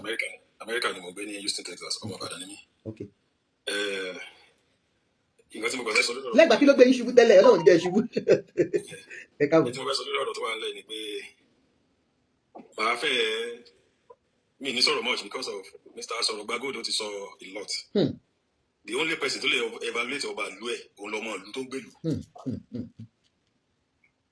Ẹni tó ń sọ̀rọ̀ pọ̀ ọmọ Kòròdú lòun ṣé nítorí bó ń gbé Kòròdú ó mọ nǹkan tó bá ìlú ẹ̀ ṣe ló fi ń sọ pé òun láìka ọba ìlú òun ṣe báyìí ọba ìlú òun ṣe báyìí. Orí social cherry lórí ẹ̀jẹ̀ kọ́kọ́ mo padà bọ̀ lórí yẹn lórí ọ̀rọ̀ personal life ọba àwọn ọba tẹ̀yìn wò yẹn èèyàn bíi tiwa làwọn náà. Ó kálukú ló dẹ̀ níwà àti ẹ̀kọ́ tó jọba. Ọ̀rọ̀ obìnrin tá a dẹ̀ ń sọ yìí ẹnìkan sọ̀rọ̀ níbàá lẹ́ẹ̀kan yẹn kí wọ́n fẹ́ fi sọ̀rọ̀ lé lórí pé ìlú òyìnbó ọmọ ìlú òyìnbó lọ́mọ yẹn kò lè sọ bẹ́ẹ̀. Kò lè parọ́. Èmi ti fẹ́ òyìnbó níbi tí mo wà ìyàwó mi tájọ fẹ́ra láti Nàìjíríà tó bí àwọn ọmọ mi fún mi Nàìjíríà láti fẹ́ra. I was married for 10 years with her. Mo dẹ̀ dé bí mo fẹ́ òyìnbó for another 10 years. Àwọn ọmọ òyìnbó wọn fẹ́ burú ju àwọn ọmọ Nàìjíríà lọ ní irọ́ pípa. Kí ló bá ìyàwó lé tó wọn àkọ́kọ́ ìtàjọ wà in good time tó fi di pé ó ń rìkọ́dù ọkọ ẹni tó ti mú gbó ṣé obìnrin gidi nìyẹn. Ẹni tó ń sọ̀rọ̀ tó ń bú Olúwo ṣé òun ò kí ń tání ò kí ń ṣe nǹkan tó kù díẹ̀ káàtó nínú ilé ara ẹ̀. Ta ló ń bú Olúwo? Ta ló ń bú Olúwo? Àmì ìwọ́n sọ̀rọ̀ igbó pé ó mú gbó pé wọ́n ń gbé gbó tó yẹ kó bá máa mú gbó kí ló tọ́ bá ò lè mú gbó. Ọba lè fà ó lè fà á. Kò sẹ́ni tí ò lè mú gbó is a personal choice. Obama àgbà tó wà bí wọ́n sọ títí ó mú gbó jẹ mọ́ lọ. Òun dẹ̀ ni the leader of Free Nation for 8 years. So that is his personal character. Kò dẹ̀ mú ta inú ilé ẹ̀ ló ti mú kò sí nǹkan tẹ́yìn ò lè ṣe nínú yàrá ẹ̀. So ní tèmi ní bíbá ẹni oṣù ọmọ wo àmọ́ gbogbo kò sí nǹkan ìròyìn tẹ́ bá máa gbọ́ lórí ọ̀rọ̀ Èkó tẹ́ bá ti gbélé kó ẹ máa orí afẹ́fẹ́ lè ti máa gbọ́. Bẹ́ẹ̀ni. Tí ò bá dé ẹ̀dín kan yóò le kan. Bẹ́ẹ̀ jọ́ mọ̀ wo ìròyìn tẹ́ bá máa gbọ́ ń pọ̀ ọ̀rọ̀ nọ́ọ̀tì orí afẹ́fẹ́ lè ti máa gbọ́ ọ̀rọ̀ èmi tí mo bá ń sọ̀rọ̀ Amẹ́ríkà ni mo wà yìí. Ẹni tó sọ̀rọ̀ lẹ́ẹ̀kan wọ́n wà ní London so orí afẹ́fẹ́ ló kú gbogbo wa pọ̀ tàbí wà níjókòó yìí. So ní tèmi o Olúwo ó lè ní tiẹ̀ lára o àbí òye yín ṣùgbọ́n when it comes to ọ̀rọ̀ family issue ẹnu ẹnìkan kan ò gbà òun ló lè sọ nǹkan tó ṣẹlẹ̀ èmi ni mo máa ń sọ tó ṣẹlẹ̀ kó fi divorce first wife mi èmi ni mo máa ń sọ tó ṣẹlẹ̀ kó fi divorce second wife mi. Ok ní ti divorce ìyàwó méjì àwọn obìnrin yóò dá. So ó dẹ̀ lè jẹ́ mi gangan ló kù díẹ̀ káàtó tó tí mo ní láti work on something. Ẹ̀ẹ́dẹ̀ tí lẹ́yìn tí ẹ bá ti ṣubú lẹ́ẹ̀kan alẹ́ ó ti ṣubú lẹ́ẹ̀kejì àtúlẹ̀. Lẹ́ẹ̀ni tẹ́mi lẹ́yìn yẹn ló jẹ́ kí n lè máa sọ̀rọ̀ pé èmi ò ní bú anybody ní òkúlù lórí ọ̀tọ̀ wà lẹ́yìn mi ò dẹ̀ kí. Ṣùgbọ́n kóbìnrin ó tó lè obìnrin at least ìgbà tọ́jọ́ wà yẹn wọ́n jọ ọkọ àtìyàwó ni wọ́n dá bímọ fúnra wọn. Kóbìnrin ó tó lè máa rìkọ́ọ̀dù ọkọ ẹ̀ níbi tó ti mú gbó ó wá dáńfọ̀ lẹ́ẹ̀ni ó dẹ̀ mọ kò tó wà. So ọkùnrin ló sọ̀rọ̀ yẹn ẹ ṣe sà ẹ kà tún gbọ́ fọ̀mẹ́lú ní thank you so much sir ẹ ṣe sà ó dà pé next person ni ok lẹ́gbàá ẹgbẹ́ má bínú ẹ jẹ́ kí mọ́mí wa Àṣàbí sọ̀rọ̀ ẹ jọ̀ọ́ ẹ má bínú èyí náà sọ̀rọ̀ next. lẹ́gbàá má bínú brother ẹ jẹ́ kí n kọ́kọ́ bẹ̀rẹ̀ bọ̀dá tó sọ wípé Obama mú gbó yẹn ẹ jọ bọ̀dá nítorí Ọlọ́run Obama ò mú gbó sìgá ló mú kò ẹ́ fà mú igbó rí Amẹ́ríkà dẹ̀lẹ̀ wà Obama ò mú gbó ṣẹ́rí gbogbo program tó ń ṣe yìí gbogbo ẹ̀ l'Amẹ́ríkà yìí tàbí làwọn gọ́ọ̀mẹ̀ntì yìí tàbí Obama ò mú igbó rí kò sí nínú rẹ́kọ̀dẹ̀ ó mú sìgá kò dẹ̀ dínà ẹ̀ even ó mú níta ìyàwó ẹ̀dẹ̀ bọ́ta ó sọ ìyàwó ẹ̀dẹ̀ ló ń control ẹ̀ òun gbà lọ́wọ́ ẹ̀ so ó wá lè ti padà máa mú gbà tó kó ní gọ́ọ̀mẹ̀ntì Obama ò mú gbórí ẹ jẹ́ ká gbé yẹn sẹ́gbẹ̀ ṣẹ́rí níbi iṣẹ́ tí bá inú mọ́tò ni mo wá jókòó sí mo wà break ni ṣẹ́rí rú ọ̀rọ̀ yìí òun la sọ níbi iṣẹ́ mi Asọ̀rọ̀gba Gold ẹ mute kọ́ sọ̀rọ̀ tán. ṣẹ́rí kò sí ẹni tó jẹ̀bi lọ́dọ̀ Rashidi mi ò ní pè lóluwò mi ò ní pè bẹ́ẹ̀ kò sí ẹni tó jẹ̀bi lọ́dọ̀ ètò àwọn gọ́ọ̀mẹ̀ntì Nàìjíríà wa tó jẹ́ pé anybody kò sí nǹkan tí wọ́n go through culture mọ́ wọn go through tradition mọ́ tí wọ́n fi mú ọba nígbà tá à ń sọ̀rọ̀ ń bí iṣẹ́ lẹ́nu à ń sọ̀rọ̀ àwọn tó máa jáde lẹ́wọ̀n tó yẹ pé instead kan fi wọ́n sí rehab wọ́n kàn máa discharge wọn into the street ni ẹni tó wà lẹ́wọ̀n tó ti ní nǹkan lọ́kàn pé ẹni tó sọ̀rọ̀ dèrò ẹ̀wọ̀n tó ń bá bọ́ síta òun lọ pa ni by the time tó máa bọ́ síta instead kan jù sí rehab kọ́ túbọ̀ tọ́jú ẹ̀ bẹ́ẹ̀ kọ́ tó discharge ẹ̀ sí public wọ́n jù sí public ó wá ẹni tó ń rán lọ sẹ́wọ̀n títí kò rí anybody tó bá rí tó wà nínú ló máa pa irú ẹni bọ̀bọ̀ tó pa ọmọ jókòó ti bọ̀bọ̀ yẹn iwájú síìtì. Yeye, thank you, ma. Iwájú síìtì bọ̀bọ̀ yẹn ló jókòó sí. Tí bọ̀bọ̀ yẹn dẹ̀ gùn. Thanks, you. Come on, what is that títì? Òun ní ti Rashidi. I don't give a bloody shit about him. Ọmọ mi, for me, give a bloody shit. Òun ní ti Rashidi. Torí kò sí bàṣẹ. Ẹni ọ̀ní ọ̀fìn ìfẹ́ òkè ń ṣe ọ̀rẹ́ ẹ̀wọ̀n ọjọ́ close rẹ̀ ni mò ń sọ. Close me. Ní màá dá, ẹ máa sọ lọ. Ìyàwó òní. Ẹ máa tẹ́lẹ̀ kù sí lọ rẹ̀. Rashidi ò lè wọ Amẹ́ríkà wọn ò bí dá kò lè wọ Amẹ́ríkà mọ́. Ẹ lọ wo rẹ́kọ̀dì ní Canada. Tó bá lè wọ́ kó bá wọ Amẹ́ríkà. Èmi ni mo sọ. Ó máa wọ Amẹ́ríkà tó bá lè wọ́. Right? Àwọn ọmọ Ó máa tẹ́lẹ̀ kù sí lọ rẹ̀. Oníjọ́ tó máa meet ọmọ yìí tó máa meet ẹ̀. Ọní was not that party o. Thank you. Ọní was not that party o. Ọní ò bá òun àti Elégùṣì náà ti jọ gbá Amẹ́ríkà rí. Ọní ò gbá Amẹ́ríkà rí o. Good. New York lẹ́lẹ́gùsì gbé rí. Ọní ò gbé Amẹ́ríkà rí UK ló ń gbé o. Right? Elégùṣì gbé New York ló gbé Chicago. Òun náà ọmọ Chicago ni o. Right? Òun àti Ọní wọn ò kí ń ṣe ọ̀rẹ́. Pátí tó ti meet ọmọ yìí, wọ́n ní obìnrin tá bá fẹ́ nílé ijó. Ìjọ náà ló máa bá lọ. Ìwọ ló máa wò. Pátí ó tẹ̀lé Elégùṣì lọ sí pátí ni. Elégùṣì ló invite Rashidi sí pátí. Ó ti meet ọmọ yìí tó tẹ̀lé ọ̀rẹ́ ẹ̀ lọ sí Nàìjíríà kọ́ lọ ní nice time. Ó jẹ́ fẹ́ láti bẹ̀ àti pátí ló ti gbé dèrò pálásì. Àti pátí ló ti gbé dèrò pálásì. Irú ìwà wọn ni expect kí ọmọ bẹ́ẹ̀ yẹn wù. Ọmọ yóò dẹ́ ṣòyìnbó àwọn tó ń pè lóyìnbó. Dúdú ni. Dúdú Canada ni kò ń ṣòyìnbó. Ẹ má pe orúkọ yẹn, ẹ mọ̀ pé kíní yẹn ò ṣe Jamaican ó ti yẹ yín. Àwọn tó máa fi ń kọ̀ tiwa nìyẹn. Ọmọ tí ọ̀gá ni tó máa bá wí. Kọ́kọ́ ní Canada tó lọ Nàìjíríà tó dẹ̀ rí ọkùnrin tó tò sí ẹ̀ ní pátí tó gbàbẹ̀ bá lọ sí hòtẹ́ẹ̀lì láti hòtẹ́ẹ̀lì tó gbàbẹ̀ dèrò pálásì tó jábọ̀ fún gbé adé lé lórí tẹ́lẹ̀. Bẹ́ẹ̀ni, adé tó wà lórí yẹn, Ọba Iwo ló jẹ́. Ọmọ tí Rashidi wá ń pè lọ́mọ àlè yìí, ìgbà tó sọ ní Odùduwà àti gbogbo èèyàn kọ̀ọ̀pléènì bó ṣe máa sọmọ lódùduwà. Ó ní ọmọ Ìwó, ó ní bàbá Odùduwà tó ń jọba ní Ìwó ló sọ ń gbà yẹn. Ìkan tó sọ nígbà yẹn nìyẹn o. Ọmọ tó ní kò ń ṣọmọ wù yìí. Ṣé àmọ́ wípé nǹkan tó wọ́n accuse Ọọ̀ni fún? Ṣé àmọ́ pé ti accuse Elégùṣì fún rí? Bẹ́ẹ̀ ni Mr. Abdul ṣe ń gbọ́ Ó ti accuse Elégùṣì fún rí o. Àwọn gbogbo nǹkan tó ń dúró sí Ọọ̀ni. Ọọ̀ni ò gbá, Ọọ̀ni rárá fi ṣoṣo fi ń para. Wọ́n ṣe pé Ọọ̀ni ò lè fẹ́ ìṣẹ̀. Ó ti torí tróònù tí Ọọ̀ni jókòó lé ni Ọọ̀ni respect. Tróònù tí bọ̀bọ̀ yẹn jókòó lé ló ń respect. Ó ń ṣe Rashidi ló ń respect o. Nítorí òrìṣà ni ṣé àmọ́ ìgbà wọn máa ń sọ wípé ọba aládé ọba aláyélúwà igbákejì òrìṣà. But Rashidi ti sọ wípé òrìṣà ní igbákejì òun sìn. Bọ́ọ̀mù ti àwọn òrìṣà mọ́lẹ̀ ni. Nítorí wípé àwọn ọmọ òwò sọ pé ó ń ṣe nǹkan tó dáa. Ìjà ó tọ́ lọ́nà tó dáa. Ìgbà tí Sọ́ọ̀lù ò tọ́ lọ́nà tó dáa, kí ló ṣẹlẹ̀ sí Sọ́ọ̀lù? Ìgbà tí Áàbù ọkọ̀ Jésíbẹ́lì ò tọ́ lọ́nà tó dáa, kí ló ṣẹlẹ̀ sí Áàbù? Àwọn ọmọ ìlú ẹ̀ lówó, àwọn tó jọba lé lórí ló máa dìtà mí pàfọ́mánsì ẹ̀ ní ìlú sàràtà. Ṣé ní gbogbo aládé tó bá wà nílẹ̀ Yorùbá? Nǹkan tó máa ń ṣe àwa Yorùbá nìyẹn, ibì kan náà ni gbogbo wa sùn sí la kọrí sí, including me. Wọ́n jọba lé gbogbo wa lórí. Ṣé ẹ sọ pé àwọn tó jọba lé lórí? Ṣé tí ẹni ọba tó bá débi tẹ wà, ẹni bàbá Yorùbá ni, ṣé ẹ̀ ní ṣe kábíyèsí fún? Nǹkan tó gbé sórí, nǹkan tó ń jókòó lé lórí là ń respect kò ń ṣe àwọn. Nǹkan tó ń jókòó lé lórí, òun là ń respect. Kò ń ṣe àwọn ọmọ Kòròdú ọmọ lóbi tó ń sọ̀rọ̀ lẹ́kọ̀ọ́. Kò ṣe àṣeyẹ fún ìsìnkú ló kọ́kọ́ jọba ní Kòròdú. Àwọn kan láti jọba ní Kòròdú tí wọn ò wùwà tó dà nígbà táwa kéré. Ìgbà tó yẹ fún sì máa ṣe títì kò ṣe títì Kòròdú nìkan. Ó ṣe títì wá láti Maryland lọ́wọ́ ní Kòròdú ni.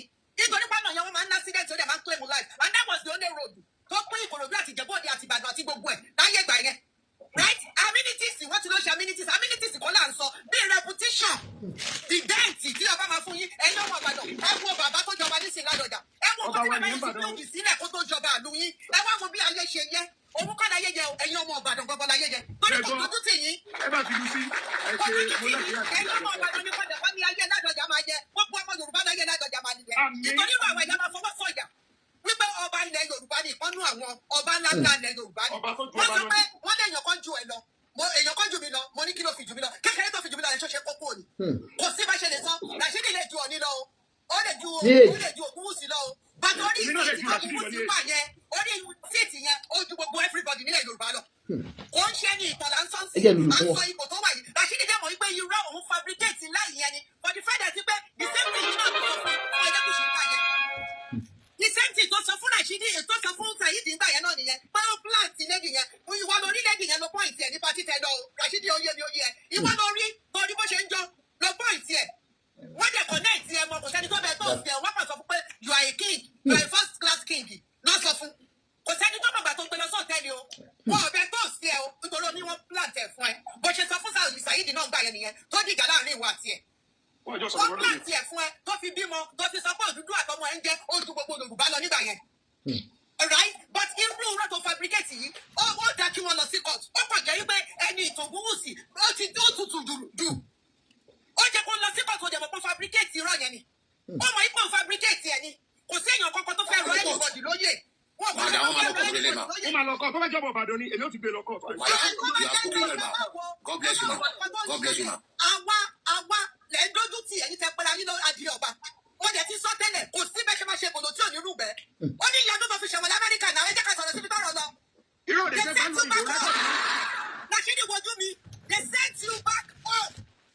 Tó bá jẹ́ pé wọ́n ti fi ẹ́ sí rìhà fún gbà yẹn tó ti kọ́ ẹ̀. Ìwọ ẹ̀dẹ́yàwó ẹ̀ nígbà tó ti mú ṣèbọ́jà mú gbó ni. Àfa ti jápa. Ẹ má wò rẹ́kọ̀dù rẹ̀ wá. Tó bá mú pẹ̀lú sẹ́ǹsì. Àfa ti jápa. Tó bá mú pẹ̀lú sẹ́ǹsì. Kí ni big deal nínú pé èèyàn mú gbó? Ẹjọ́ tá a bá wí a máa kú tá a bá wí ọ̀. That is too much. Rashidi àwọn ọmọ ògbóni kankan ló ń dọ̀tí. Ó ń dọ̀tí àwọn ọmọ Yorùbá náà káàkiri. Ó ń ṣe ọmọ ògbó. Look at you went to Canada. Ó pẹ́ lẹ́ni first class ọba. Tí màmá yín ní sùúrù ẹ jẹ́ kó sọ̀rọ̀ tó ẹjọ́. Lẹ́gbàá yìí máa sọ̀rọ̀ tó sọ̀rọ̀ tí màmá yín ní sùúrù. Ẹ wọ́n gbọ́ balẹ̀ Yorùbá bó ṣe ń rìn kiri títí Canada tó ń lọ rẹ́sítọ́rántì káàkiri. That is a big shame. Fáwọn ọmọ ògbó kan gbà abroad. Ẹ wọ́n bó ṣe ń rìn kiri. Kí ni nǹkan tó ṣẹlẹ̀ táàdì bá lọ́wọ́ tó tọ̀rọ̀? Bàbá mi àpapọ̀ èmi mọ ìwọ bí ẹni mọ ẹ̀yìn ọwọ́ mi báyìí ni. Mo mọ ìwọ yín bí ẹni mọ ẹ̀yìn ọwọ́ mi. Báyìí ni ọ̀tẹ́ jẹ́ ká ṣe bó ṣe ń ṣe ìgbà tó bá bá dé kóòtù tó bá fà sí wọ́n kọ Supreme Court wọ́n kọ gbogbo ẹ̀. Tọ́ba ìgbà bàbá yẹn ní kẹ́lẹ́gùsì wá jẹ́rìí nǹkan tó sọ fún Elégùṣì ajáde rò pé Elégùṣì máa support ẹni á sọ pé bó ṣe sọ fún òun náà tẹ́lẹ̀ nìyẹn.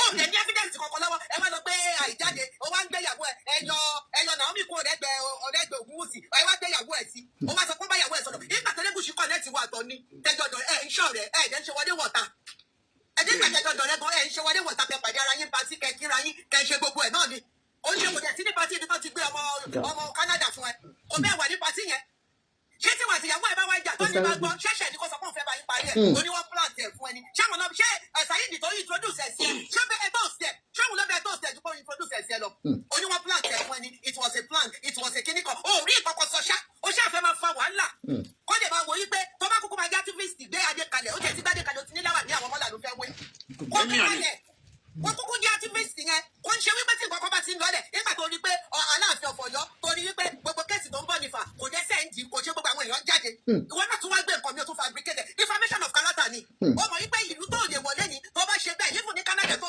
lọ́gọ́ tó bá ṣe bẹ́ẹ̀ wà lọ sẹ́wọ̀n torí wọ́n sọ pé káwájì ohun gbogbo dájú káwájì èyí tó ń dòtí tọ́ mú ẹ jẹ́ ká sọ̀rọ̀ èèyàn máa kú lẹ́ẹ̀kan ni ẹni tá a bá máa fi bọ́ pa mí ọ̀tá àbọ̀ kan ni mo jẹ wọ́n tẹ́mi máa fi bọ́ kí ló dé ẹ̀jẹ̀ ń gba ilẹ̀ Yorùbá jẹ́ ń ba ilẹ̀ Yorùbá jẹ́ ẹ̀yin lẹ́yìn ẹ̀yin ọgbà òṣì yìí náà lẹ́yìn jẹ́ kọ́mọ ọmọ yìí bú àwọn sórí social media a máa bú gbogbo àwọn Yorùbá a máa bú àwọn ọba wa àwọn òdẹ̀dẹ bú àwọn ọba tí wọ́n bẹ̀ ṣé bẹ́yìn lẹ́ fi wá wọlé ẹ̀ fi ara yín wọlé ẹni ẹ má interrupt wọn ẹ jọ̀ọ́ Mr. Ṣẹ́gun ẹ jẹ́ kó sọ̀rọ̀ àwọn èèyàn ní wọ́n like submission wọn ẹ má ṣe mọ́. ọmọ Yorùbá tẹjọba lórí ẹ̀rẹ́ fi wọlé wọlé ń dọ̀tí àwọn ẹ̀ ń dọ̀tí náà àwọn ẹ̀ ń dọ̀tí tó bá bá sọ́wọ́n ní is that not one of your king is that not one of your king kí ló dé ẹ jẹ́ kí gbogbo wa kẹnu pọ̀ ká bá wọn ọba yìí wí a lè bá wọn wí náà a ṣe lè bá wọn wí táàbà lè bá wọn wí ká pe Ọlọ́run sí wọn nígbà tí Árábù tó jọba tó ń ṣe tó ń da àwọn ọmọ Ísírẹ́lì rú káàkiri Elijah pe Ọlọ́run sí náà iná sọ̀kalẹ̀ ojú Árábù ọjà jẹ ìjẹjẹ síbẹ̀ níyàwó ẹ̀ ó jẹrun ẹ̀ ó láì jẹ kí ló dé ẹ jẹ́ fáwọn ọmọ Yorùbá lọ́rọ̀ sọ ibi tẹ́yọ̀ bá wá ẹ̀rú máa bá yàn ti sọ̀rọ̀ ní títì kọ́ máa bá àwọn ọmọ Yorùbá lóhùn ẹ̀rú máa bá yàn nítorí ẹ ti sọ orí adé ẹ ti sọ́ dìranù ẹ̀yin náà ẹ̀yin dẹ̀kọ́ àwọn ìjọba tó kàn ń gbé wọn gbá mugbó síbẹ̀ wọn gbá mutì síbẹ̀ wọn gbé wèrè wọn gbá gbélé yín lórí ṣá kí ni nǹkan tó dé kí ló dé kó tún lù ṣe bọ́lá sọ bí pé kò ní good reputation níta bí pé kò ní dignity tó dá níta bí pé kò mú àwọn ọmọ Yorùbá tá a sí ní Nàìjíríà kò mú wa proud níta nǹkan tó má tà nìyẹn o bá kọ máṣàn sílùú ẹ o bá kọ kíní kan sílùú ẹ ẹ tún àwọn ọmọ Yorùbá ṣe náà ẹ̀yin ọba yìí náà lẹ́ ń bà wá jẹ́ wọ́n sọ pé amúkùn ẹrù ẹwọ́ olókèdè ẹ̀wọ̀ ìsàlẹ̀ ló ti wá wà náà ẹ̀yin náà ni náà kí ló dé ó dẹ̀ di controversial ọba ṣá ctt ó tiẹ̀ respect kan ẹ̀yin àwọn tó ń pe ọmọ ògbó ìlú yín ojú gbogbo yín ló ṣe gbádé kalẹ̀ tó wé láwà ní ṣé bí wọ́n ṣe dáwọ́ sílẹ̀ nìyẹn ṣé bá ṣe dá sílẹ̀ nìyẹn ṣé tó bá jẹ́ láwà nínú ń wé láti ilẹ̀ ṣọ́hun máa débẹ̀ ó máa jọba àbí kò bá wọn jẹ nínú olódùfẹ́ kò bá wọn yèyé yín Ajíbọ́lá oníkíní kan kò bá wọn jẹ ṣáwọn yẹn wọ́n ní sọ́kọ́ ti tójú rẹ̀ wọlé kó máa ṣiṣẹ́. Thank you very much. Let Baluku sing. Thank you, ma'am. Nice submission. Thank you, ma'am.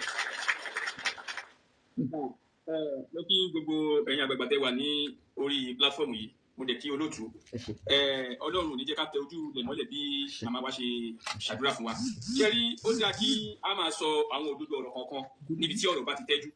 Ó ṣe mí láàánú wípé àwọn ọkùnrin bóyá à ń fọwọ́ bo nǹkan mọ́lẹ̀ ni ò jẹ́ ká máa sọ àwọn òdodo ọ̀rọ̀ kan bìkan. Ìkíní iná bàbá asọ̀rọ̀ gba plastic àbí bí mo ti gbàgbé kan asọ̀rọ̀ gba ṣíbí àbí kí ló tẹ̀lé. gold. So wọ́n dé bílẹ̀ kan wọ́n ń sọ wípé kó sọ pọ́ìntì nǹkan tí ọba ṣe. A rí i pé ọ̀rọ̀ ilẹ̀ tí àwọn jogún lọ́wọ́ fámìlì òun lọ́wọ́ ń sọ bí wọ́n ṣe jẹ́ kí wọ́n gbà lọ́wọ́ wọn. But mo fẹ́ kọ́ ọ̀rọ̀ rántí ṣe bọ́ sọ wípé ọmọ ìlú ló lè sọ bí ọba bó ṣe kí ni bó bá ṣe ń lù. Ṣé asọ̀rọ̀ gba plastic ṣé wọ́n rántí wípé àáfàá kan confront Olúwo pẹ̀lú ìyàwó wọn wípé torí ìyàwó wọn ò gbà fún wọn ó fẹ́ bá ìyàwó wọn sùn. Ìyẹn ojúkojú báyìí ni kò ń ṣe pé kí ni ìyàwó àáfàá yẹn wà ńbẹ̀. Ìyàwó àáfàá yẹn ó wà ńbẹ̀ ó ló tẹ̀ lánàá yẹn. Tó ti yẹ yín so ìyàwó àáfàá yẹn wà ńbẹ̀ àáfàá yẹn bí a ṣéwù dẹ̀ yẹn ṣe àwọn tó bá wà bí bàbá fídíò yẹn ó wà lórí kí ni ó circulate kiri. So tó sọ wípé torí ó fẹ́ bá ìyàwó mi sùn kò gbà fún ọ ló ṣe ń ka ọlá kíní kan. Ìkíní nìyẹn.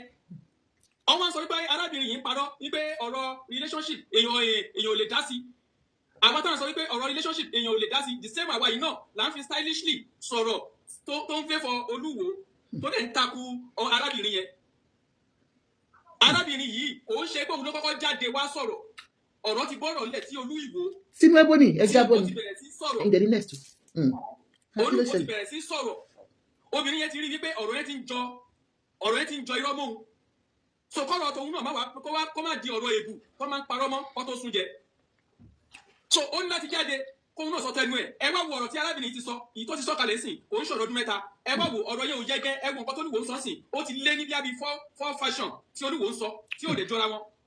Now wọ́n sọ̀rọ̀ wípé tó bá dé ìyàwó gidi ni ṣó yẹ kó rìkọ́ọ̀dù ọkọ ẹ̀ yes kò yẹ kó rìkọ́ọ̀dù ọkọ ẹ̀ but kí ló fà débi wípé ó rìkọ́ọ̀dù ẹ̀ ó ti ní wípé tí obìnrin yìí bó ṣe wà nílé Olúwo máa gbé obìnrin wá pamọ́ according to nǹkan tóbìnrin yẹn sọ Olúwo á ń kóun lọ sùn nìkan á gbóbìnrin wá sínú yàrá á lọ sí á ní kíní kan á tó tún ṣe kíní ó bá alátakọ sùn kò ṣe pé ọ̀rọ̀ tí òun ṣe pé bí amájẹ kéèyàn kan gbọ́ ọ̀rọ̀ tó wà ń ta náà ni gbogbo àwọn nǹkan wọ̀nyí tó yẹ kí àwọn ọmọ Ìwó kí wọ́n náà sọ sí ọfẹ try láti ṣe kíni láti kọfà gbogbo nǹkan tí ó wà ń ta àbáyín wà ń bẹ àbáyín lọ tún ilé ẹnu gbọ́rọ̀ fúnra ara ọba yín ló jáde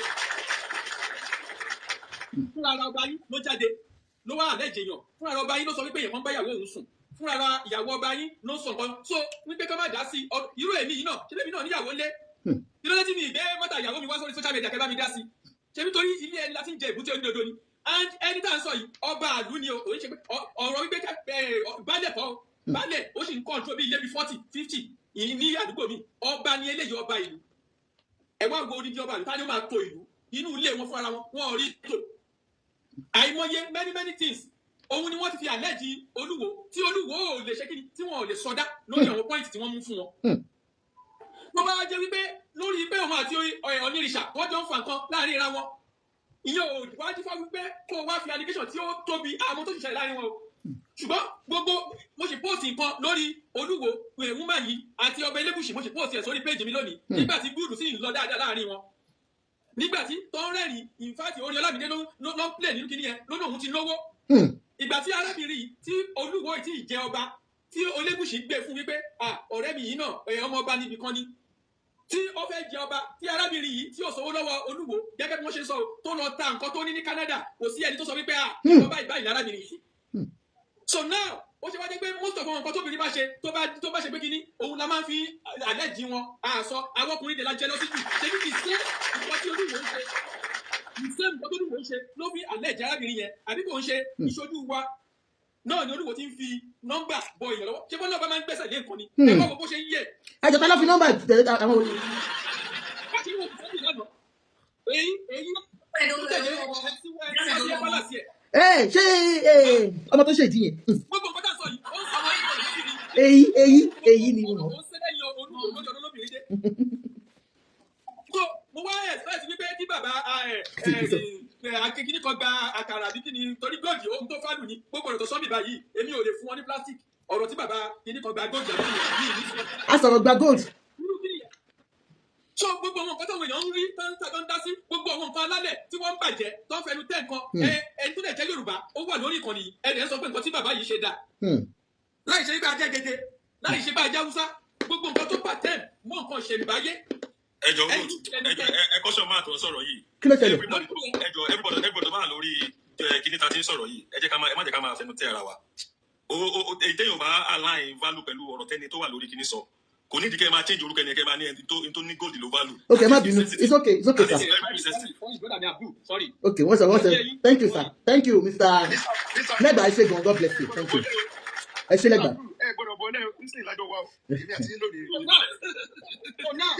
ẹ wá wo gbogbo àwọn nǹkan tí lóòótọ́ tí ọba àdúyàn bá ṣe kankan ó lè háàdì fún yàn is better ká ẹ wò pé àwọn èèyàn wá sọ ọmọ ìwọ wá bí ìlànà náà tí ò bá ń bá nínú ó kàn máa wò ni. Prince. Because gbogbo wọn náà lọ fojú rí nǹkan tí kábíyèsí yìí tó ń ṣe ní. Prince, you are not there again, I can't find you Prince, so go on. So now kò wá ṣe pé máa bọ́ sáàrin ìlú tó bá bọ́ sáàrin ìlú tó bá sọ wípé ẹ̀yin ọmọ ìlú mi ojú ayé lásán nìyẹn because àwọn gbọ́mọ̀ nǹkan tó wọ́n ń ṣe ní kọ̀rọ̀ now on point wa ń pé kí ni kábíyèsí yìí ṣe sílùú bàbá yìí ń tùlú ni ó ń tùlú ni tá a bá fẹ́ sọ ni ká má sọ pa sọ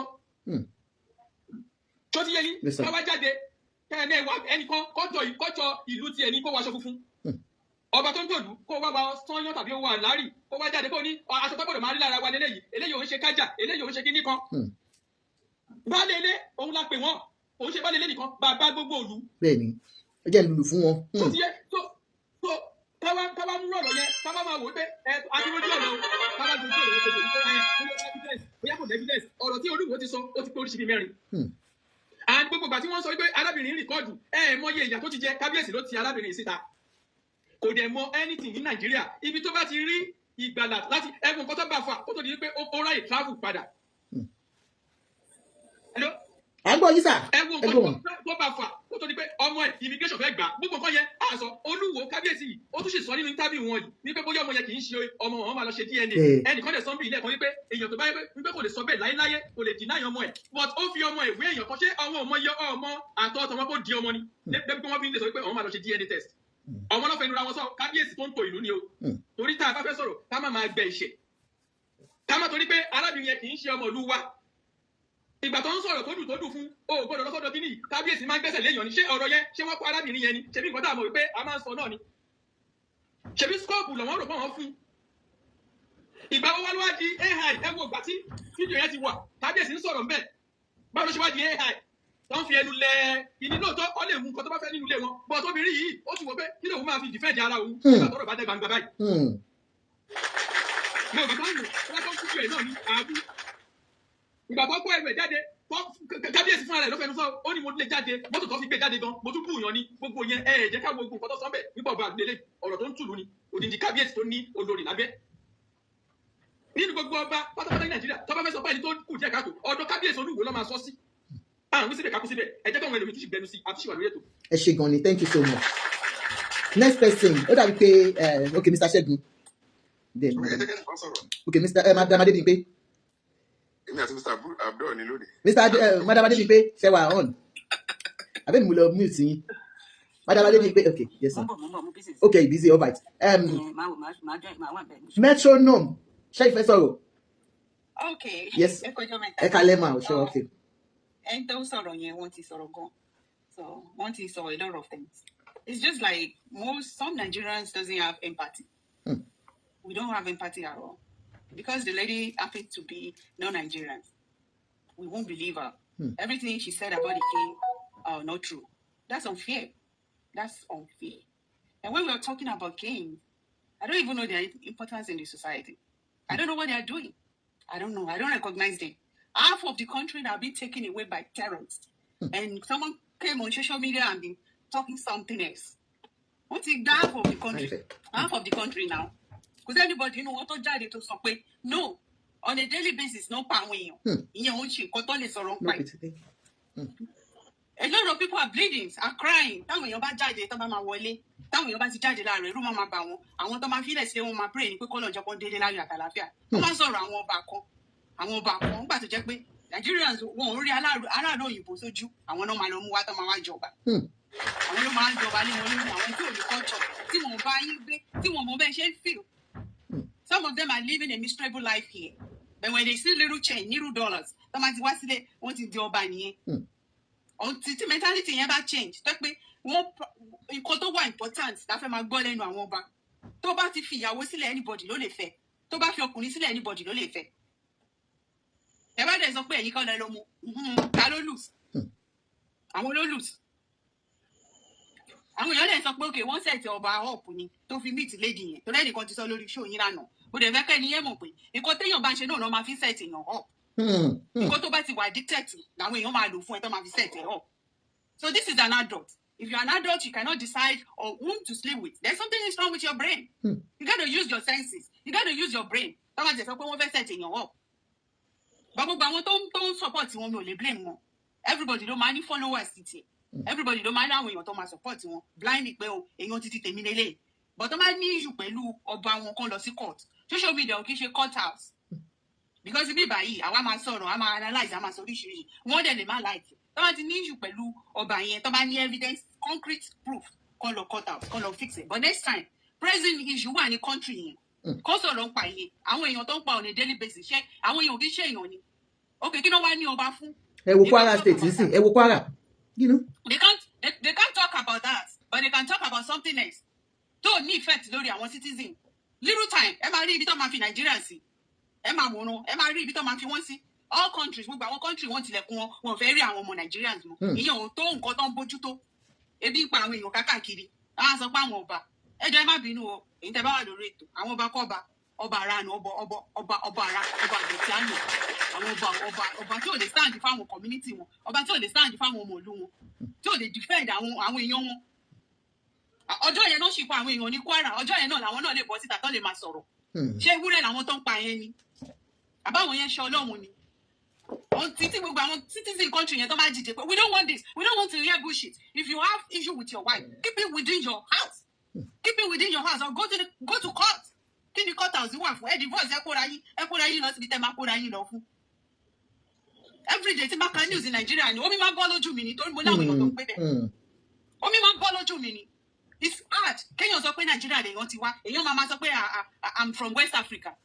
Èèyàn ò ní lè sọ bọ́ọ̀dì pé Nigeria lèèyàn ti wá. I say it anywhere I go. Anywhere. I'm very proud to come from Nigeria and I say it now. Yeah, they sọ bẹ́ẹ̀ yẹn now. But then you back a story. Every day they are killing people. Is that a good news?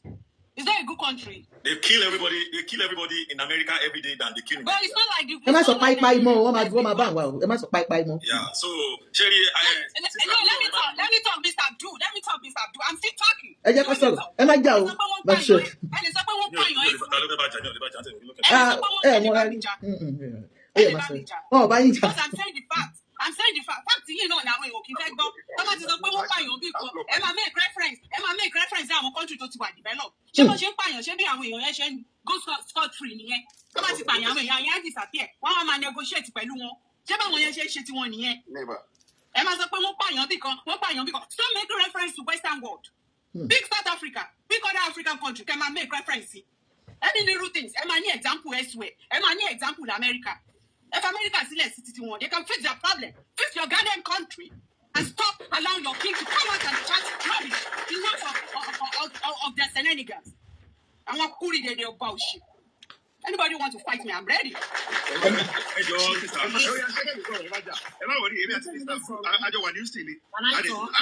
Ayọ̀fẹ́ káàbọ̀ ẹ̀ṣẹ̀ dé ní ẹ́ kí àwọn méjì kan wà lẹ́kẹ̀ẹ́ tó dé. How are you sis? Ẹ káàbọ̀.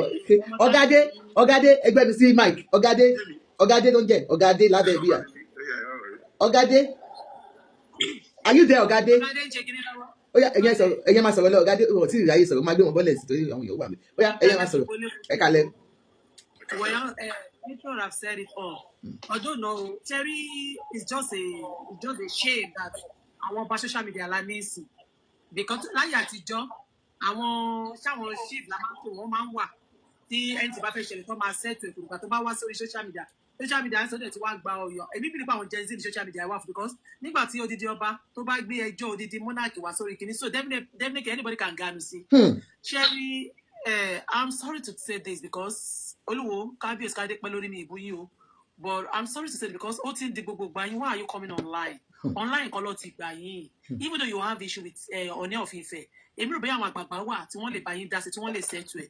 because ọ̀rọ̀ tẹ́ bá ti gbé wá sórí internet àtajà àtẹran ló máa dá sí àtọmọdé àtàgbà. I'm sorry to say that I'm not here to abuse anybody. I'm just using to make a word. So we need to do it now. So àwọn intellectual tó wà láàfin òní yẹn ìyàwó ẹ̀ ló kù tó bàbá sùn. Mo yé mi o because ọmọ náà kò láyà kò dẹ̀ lẹ́yìn kò níwájú kò lẹ́yìn. So mo wá wo ṣùṣù nǹkan tó bá wá láìkì ni. Wọ́n ní tó bá àwọn láìkì ni ẹ kò fẹ́ wájú kò fẹ́ yìí. No, I'm just saying àti kò ń ṣe tẹ́sítì òní ni mo sẹ́wọ́n gbogbo àwọn kan tó wọ̀ ní kó sí ilé náà àwọn first class obìnrin àwọn tó jẹun kánú tó tán ni it's not just pé bí yóò kọ́ bí yóò wá láti Canada àbí yóò kọ́ wá láti America kí ló ń ṣẹlẹ̀ ń bẹ̀ iṣẹ́ náà ló ń fún àmì táwọn náà ṣe ń ṣe Nàìjíríà bíbá ìyá mi ẹni tó bá kọjá yìí ẹ̀. kábíyèsí babaládọjà Abdulrasheed lójú Rasheed lọ ní babaládọjà ẹ kó gbogbo àwọn ìyàwó títí tó ní Ìbàdàn gbé sílé náà àwọn bàbá tó tiẹ̀ ti darúgbó nìyẹn. No, but okay, mo yẹn jẹ wọn ládọ ẹ fẹ́ fi compare ọ̀ni ẹ ráwọn bẹ́ẹ̀ tẹ́ pé àwọn olówó gan ò rí wọn fẹ́ àwọn young guys gan ò rí wọn fẹ́ wọ́n tẹ̀lé bàbá ni wọ́n rí pé bàbá dúró dédé so I can just imagine because it's getting too much of that Olúwo yẹn that's why they call him talking which is kò gbẹ́nu mi tán why òun lẹ́yìn òun lánàá òun ní gbogbo ẹ̀ kí ló dé kí ló ṣẹlẹ̀ gbogbo ẹ̀ ṣẹ̀jẹ̀ kí ṣe Ifá sùn lọ because I don't get it because àwọn tó ń pì kìí sì kò ṣe ẹ̀yẹ́ yàn ṣé wọ́n fowó ra ọba ni àbí ọlọ́dà àti master àbí Ifá mu trọ́fì lọ ni tó fi ń pì àwọn èèyàn lẹ́yìn. Ifá kọ́ ló mú mo ti sọ bí wọ́n ṣe mú lánàá bí wọ́n ṣe gbé síbẹ̀ mú mọ̀. Only Rasheed, yes, I'm sorry. Ẹ jẹ́ ká fọwọ́ bá wọ̀ wọ́n àwọn lọ́yẹ̀ yàrá wọn. Abíọ́lá Ògúndòkun sílẹ̀ ìgbà yẹn náà lọ ti gbọdọ̀ tá ara wọn jà. àǹtí Abíọ́lá Ògúndòkun kò mọ orí kò rírí even gbà tó ń sọ mo pe bàbá gọ́vnà ló introduce ẹ̀ gọ́vnà Arẹ́gbẹ́ṣọlá gbangba mo tún sọ ẹ̀ ló pe bàbá ló introduce ẹ̀ pé ọmọ tí mo fẹ́ jẹ́ kẹ́ fi jọba rè tí n bá parọ́ kí gómìnà jáde kó wa sọ bẹ́ẹ̀ àbí gbígbá. So Ifá sùn lọ báyìí sí so àwọn èèyàn ló kàn pick àwọn from nowhere. Mọ wípé ẹgbẹ́ ìsọ kọ́kọ́ fún yín wọ́n tẹ́lí ilẹ̀ Yorùbá àwọn ọba alájọ́ máa ń balẹ̀ gbogbo wọn ti da gbogbo ẹ̀rù nǹkan tó fi lè mú bàbá wa ní ẹ má jẹ́ gbogbo ẹ̀rù bàbá wa kiri tó jẹ ààrẹ lọ́jọ́ kẹta tó fi ní ẹ̀yọ́ bá ẹ dìde lọ́kọ̀dé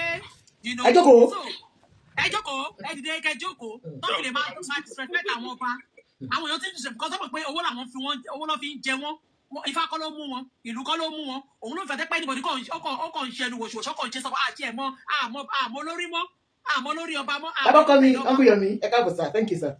Oníkálukú kọ́ ń ṣe nǹkan tó òun ni pẹ̀lú àwọn ọba which is not right. Òun ni Olúwo ọba Olúwe abẹ́yìn ni kábíyèsí bàbá ẹ tẹ́ jẹ́jẹ́ ẹ gbà fún lórí tábàbà kà lórí ibi tí Ọ̀ọ̀ni wà tí ìdẹ́bẹ̀ bàbá mi àbúyín o kábíyèsí pẹ́ lórí akọ̀ ń sọ wọ́n lè jìnnà síbẹ̀ lórí internet àti wọ́n bá yín parí fún ẹjọ́ ẹ ṣe jẹ́jẹ́ fáwọn pásítọ̀ lọ́rọ̀ sọ fáwọn àwọn àfáà lọ́rọ̀ sọ tí wọ́n fáwọn àgbàgbà fún wọn lọ́rọ̀ sọ kọ̀ wá sórí internet and I love Ọ̀ọ̀ni will never come out and say something. Ibi tí mo respect máa yẹn dé he will never only roll in the mouth with you. Ó máa jẹ́ normal legal tó yẹ kó gbé. Oníkàwé class 5 ni oníkàwé. Òní wá báyìí náà nínú mọ́. Onírò nínú àwọn èèyàn ló máa jà fún because ó mọ nǹkan tó ń gbé dání. Ẹ̀jẹ̀ lórí obìnrin náà dà. Ọba balógun gbogbo tẹ́gbẹ́ máa bọ́ sọ́jà ẹ máa bọ́ sórí igbá tẹ́ máa píkì kan tó wù yìí kẹ́yìn náà ṣe bí bàbá wọn ní kẹ́yìn náà kú lọ sórí igbá kẹ́ máa lọ ṣàwọn lẹ́yìn kọ̀ọ̀kan kẹ́ máa lọ ṣàwọn lẹ́yìn. ọkọ lẹkùn mẹ́jọ. ẹ lè wá ṣe ọ̀rẹ́ mi náà wọ́ kan. dájú ẹ jẹ́ kí dájú jẹ́ ṣe ṣó lọ́la mọ́ o. àtẹ̀yìn náà ni ó gbé àtẹ̀yìn àtọ̀rẹ́ yín gbé bọ̀ àtẹ̀yìn tó ti lọ́kọ̀. Ọ̀ọ̀ni ti ṣàwọn nǹkan gidi dókítà wà náà àwọn tó ń ṣà business woman wà bẹ́ẹ̀ tó gbórí bẹ́ẹ̀ dẹ̀ ni àwọn professor wà nù wọn ni mo sọ ó ti ṣàwọn nǹkan tó da lọ́ọ̀yà wà nù àwọn àkántà lórí bá òun fẹ́ máa fi rẹ̀ rí Ọ̀ọ̀ni lọ́hùn nǹkan tí mò ń sọ nìyẹn mo dẹ̀ nípa ọ̀rẹ́ mi náà ó lè compete pẹ̀lú àwọn ìyàwó mi ṣe ní kó wá gbé ọ̀rẹ́ mi náà lórí igbá mo jẹ́ kọ́ ọ̀ní ò tí ì fọ́ mi èkó kankan a ní ìdọ̀mí. mo ti fẹ́ káṣẹ wá fẹ́ ọ̀rẹ́ mi fún èmi ọ̀rẹ́ mi náà máa yà ẹjọ́ lọ lè fẹ́ yín ẹ̀yà tẹ̀ náà rẹ̀ máa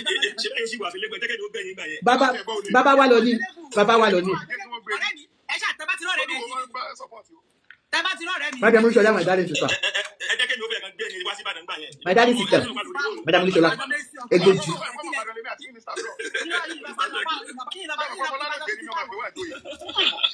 Ìwà bá àwọn ọ̀gbàdàn ọmọ ọmọ ṣe tọ́jú obìnrin. ọ̀rọ̀ àti Ìbàdàn kì í tọ́jú obìnrin gbogbo ẹnu mo fi sọ. bẹ́ẹ̀ ni kan fáàmù ní ẹ̀ parọ́. Ó yá Ayọ̀fẹ́ ẹ ti sọ̀rọ̀ tó kí Mr. Ṣẹ́gun ẹni sùúrù one by one lẹ́jọ́. Bàbá wa Olúwo ẹ̀tẹ̀ jẹ́jẹ́ ẹgbẹ́ agbára lẹ̀ níwọ̀nba ṣé kò yé yín ẹ̀tẹ̀ jẹ́jẹ́ there's a lot of fish in the water ẹ píkì tó bá wù yín ni ẹ má tó wà rànjú pé lágbájá dẹ́mílẹ́jì ojú yóò ti kó rárá mọ́ Ghanaian nìyẹn. Jamaican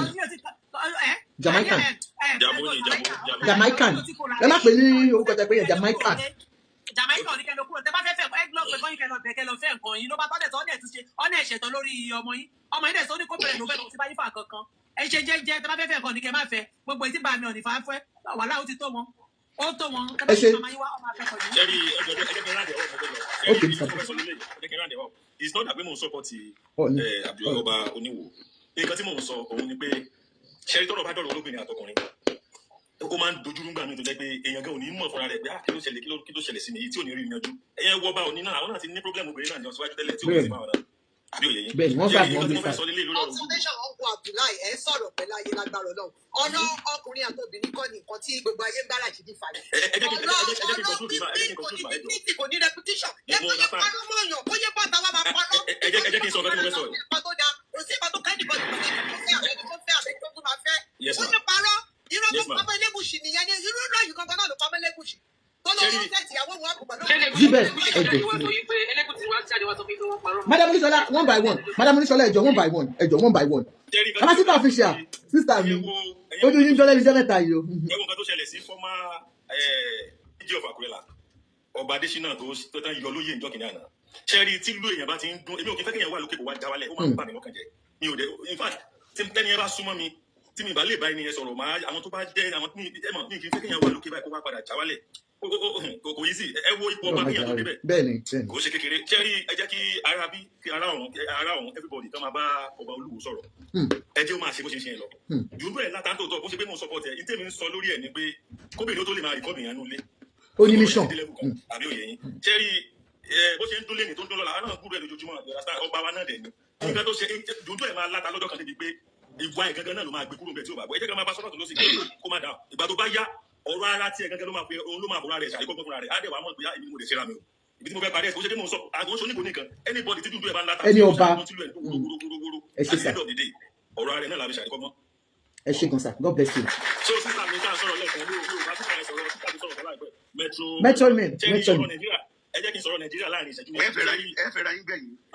ṣe lọ́rọ̀ Nàìjíríà àwa Nàìjíríà tá a wà ní Nàìjíríà àwa la bà orúkọ Nàìjíríà jẹ́ làbúrò àwa la bàjẹ́ lágbàáyé nítorí jẹ́ kí n fẹ́ sọ bẹ́ẹ̀ ni pé ṣe rí íńtánẹ́ẹ̀tì tó dé yìí anything tó bá ti dé Nàìjíríà tó jẹ́ nǹkan ọ̀làjú a máa ń misuse ẹ̀ ni anything tó bá ṣẹlẹ̀ ní Nàìjíríà báyìí àwọn èèyàn ti gbé sórí íńtánẹ́ẹ̀tì bá ní ẹmọ tẹ́lẹ̀ wọ yẹn bá ṣe ń jù lọ kálukú ló mú pé ẹ má bà Nàìjíríà ṣe o àwa la dẹ̀ ń sọ nǹkan tó ń ṣẹlẹ̀ ní Nàìjíríà àwa la ń sọ fún àwọn ará yìí á dì mẹ́ máa fi rí Amẹ́ríkà tá a travel lọ sí Nàìjíríà wọ́n prefer kan lọ sí Ghana. Kenya. Ẹjọ́ comment section mind what you are commenting here o ẹjọ́ torí Ọlọ́run. Ẹ̀yẹ́ wo Nàìjíríà kò sí country I have travelled wide all over the world kò sí bí mi ò tí lọ mi ò tí ì rí Africa tó dáa ní Nàìjíríà lọ. A dẹ̀ ní culture wa ní rich culture and everything ṣùgbọ́n ọ̀rọ̀ ẹnu wa ká máa fi àwọn aláǹborúkọ Nàìjíríà jẹ́ nígboro. Tẹ́ bá rí bí Americans bí wọ́n ṣe respect Ghana lẹ́gbẹ̀ẹ́ ẹjọ́ òun ní Ghana bọ́ síta ká máa bú gọ́ọ̀mẹ̀ntì wọn ká máa. Author you know pé ẹ wà toxic like toxic people. Right. No author one comment toxic that tell me like. Oh okay so. Mo ti mute wọn. So ọ̀rọ̀ tí mò ń bá sísá ìsọ̀lẹ̀ nígbà tó sọ pé wọ́n ń pààyàn ọba I'm very sorry to say ọmọ Yorùbá ni èmi ò rí wúlò àwọn ọba kankan mi ò rí wúlò kankan kọ́lọ̀ dáríjì mi ò rí wúlò wọn ní society it doesn't reflect in the society. Oh, Mr. Abdul, I'm very sorry for raising my point on you. Yeah, that's right. Thank you, ma'am. I'm not supposed to do that. I don't No, that's fine. My own point is that whenever we're talking about Nigeria, we should just focus on our problem. We shouldn't be looking next way. We shouldn't be comparing ourselves to well-developed, well-organized country. At times, we've been doing that for years, and we couldn't achieve anything. Can we just limit it to Africa? Yes, we can do that. They have problems. They have flaws. The country you mentioned, I don't want to mention their name. They have flaws, but they thrive from their flaws.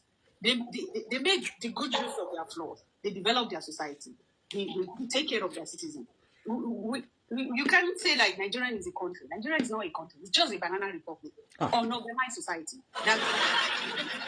Madam, let me talk. I will be factual. I will be factual. Here, I'm not pampering Nigeria. I will say the truth. The truth that people doesn't want to hear. The truth that your leaders doesn't want to hear. I will say it here.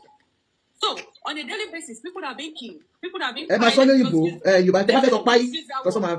piled on a daily basis. And none of your leaders can just come out and say something. And when we ask them, do you not beat these people? We don't know them. But when they want to negotiate with them, they are Nigerians. What kind of country is that? What kind of country is that? Okay, everybody, Yoruba won't feel, everybody, who extend the southwest. Number one, extend the southwest. Madam Metro, sorry, please. I'm not interjection, please. Ejo tori Ọlọ́run. this platform, everybody has their right or their opinion. We are not abusing anybody. Only can also opinion. Please, Madam Yusuf Olushola, nobody is abusing Olu. No, don't write something that one book Am I worried? Ignore. I don't fair. Ignore. I don't fair. Ignore. I don't fair. Ignore. I don't fair. Ignore. I don't fair. Ignore. I don't fair. Ignore. I don't ignore. Am I worried? This is unfair. Let me random. I don't know. I don't like when people cut me off. That's disrespectful. I'm actually talking to Mr. Abdul. No, I'm not talking. Hello, excuse me. I'm replying to picture. Hello, I don't know if you are new on this platform. This platform, everybody has right to their opinion, but we don't comment anything because this platform is a platform.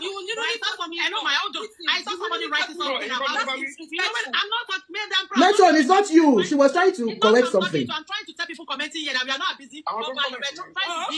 Yeah, it's not you. All right. Okay. No,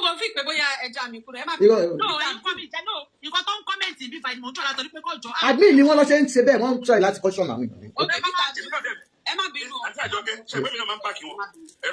ẹyẹ ní sùúrù ẹ jẹ́ kí ni sinmi tó àdùn sọ̀rọ̀ tán wàhálà yìí ti kojú. It's that time. Tamama blog àwọn ọba yẹn sì tó máa ti gbé ẹjọ́ lé wọn wá sí social media. We're not interested. Okay. People sọ pé àwọn ni bàbá. Wọ́n ṣe wá ń ṣe balabala bẹ́ẹ̀ ni. We don't want to hear that. Ẹ ṣe ma. Our only problem, marriage wa, we keep it within ourselves. Nobody is perfect. Okay, thank you very much. Natural process. Thank you, ma. So what you have said now, Shemo, Madam Olushola first sorrow. Madam, everybody on this platform. Madam Olushola was here yesterday, and because she has direct relationship with the king, please bear in mind that you know the close more or near Fife, you want to defend him. Please allow her to speak her mind, and please let's be mindful. Mr. Shego, let's be mindful of what we comment. Please, once again, this platform is not on that one you guys are doing. It's a platform that is, on its own. Whatsoever issue you have with Madam Olushola or any other thing that is outside this, please don't bring it to my platform. She has right to her own opinion. She has right to whoever she chooses to be with. Please, the Madam Olushola, Mr. Shego first of all, after Mr. Shego was sorry. Oh yeah, Mr. Shego. Okay.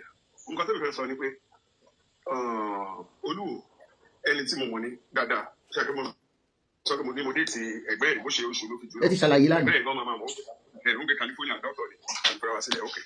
Mo lè jẹ́ kó mo tú ẹ̀ ni mo ṣe mọ ìwà ẹ̀ ó tán.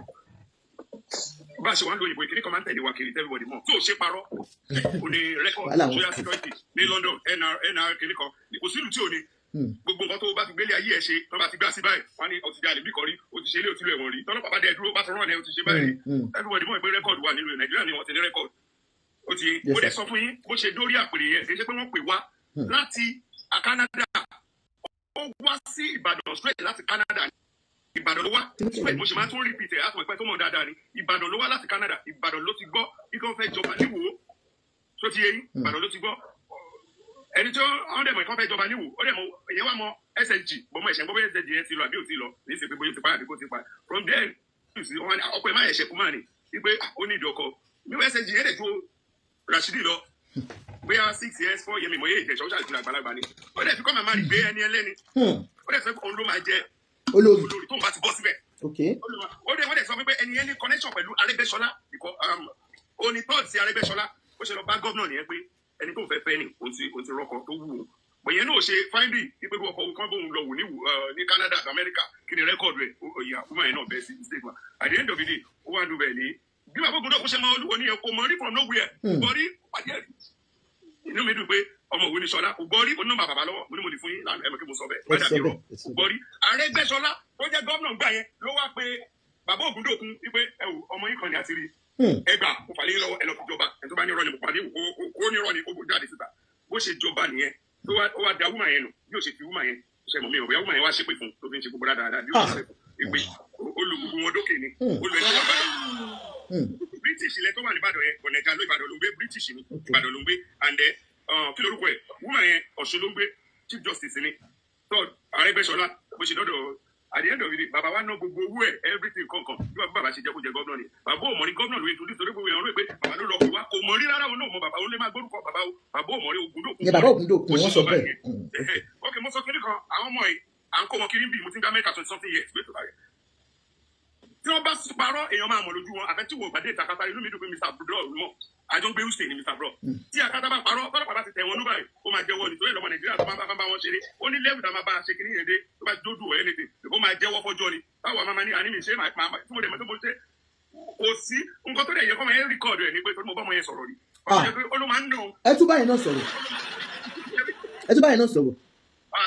ó ló máa ń nà ó fẹ́ dá mi lò fún ẹ̀ṣọ́ àtẹ̀sí ẹ̀ lórí èyí ó ẹ̀ṣọ́ àdá mi lò kò sí ẹ̀ kí wọ́n fẹ́ dá èèyàn lẹ́nu ó ló máa ń nà ó ló máa ń nà ó ló máa ń nà ó tó bá dẹ̀ sí lọ́tọ́ ó máa tún bẹ̀ kò dẹ̀ ní jẹ́ kó jáde lọ́mọ yẹn náà wà wò kò sóbìnrin tí ò lè record sọ pé bá ti ń ṣe nǹkan fún ẹ tó ti abuse ẹnu lé tó ti ń ṣe ọ̀pọ̀lọpọ̀ fẹ́ tó dẹ̀ mọ́ pé tó bá sọ síta kò sẹ́ tó máa believe ẹ next wàá wò pé okay èmi náà mú wèrè olùfẹ́ destiny king ẹtìgẹ́sì nǹkan tó jẹ́ kọ́mọ yẹn náà record ẹ nìyẹn bó dẹ̀ ṣe pàdé ẹ̀ ni mo máa lọ sí Nàìjíríà always kò sígbà tí mo travel tí mi ò kí n rákàtà nínú plane mo dẹ̀ máa ń bá wọn sọ̀rọ̀ ìdájọ́ first time in Nigeria èmi àní no èmi àní yes wọ́n máa ń ṣeré lọ ni wọ́n lọ enjoy ni tó ti yẹ wọ́n lọ enjoy ni ọmọ yẹn lọ Nàìjíríà tó tọ́ Nàìjíríà tó lọ ló ti pàdé ẹ̀ ibi tí wọ́n ti ṣe pàtí hòtẹ́ẹ̀lì wà lókè bẹ̀ gbogbo ẹ̀yà ṣàbẹ̀yẹ kọ́ ẹ̀ṣẹ̀ gbé lọ hòtẹ́ẹ̀lì mi no ibi tí wọ́n ti ṣe pàtí nísàlẹ̀ hòtẹ́ẹ̀lì ní gbogbo òkè bẹ̀ àti èèyàn parọ́ lẹ̀ Olúwo ọba mẹ́ta gan ló wà níbẹ̀ bí ìrántí kẹta mọ́ ni kì í ṣọba méjì kí lorúkọ Elégùṣì wà ní àti ànádà ọba ó tọ́ bí wọ́n ṣe mọ́ra nìyẹn bó ṣe rí nìyẹn ó dẹ̀ jíjọ́ kejì ó dẹ̀ gbé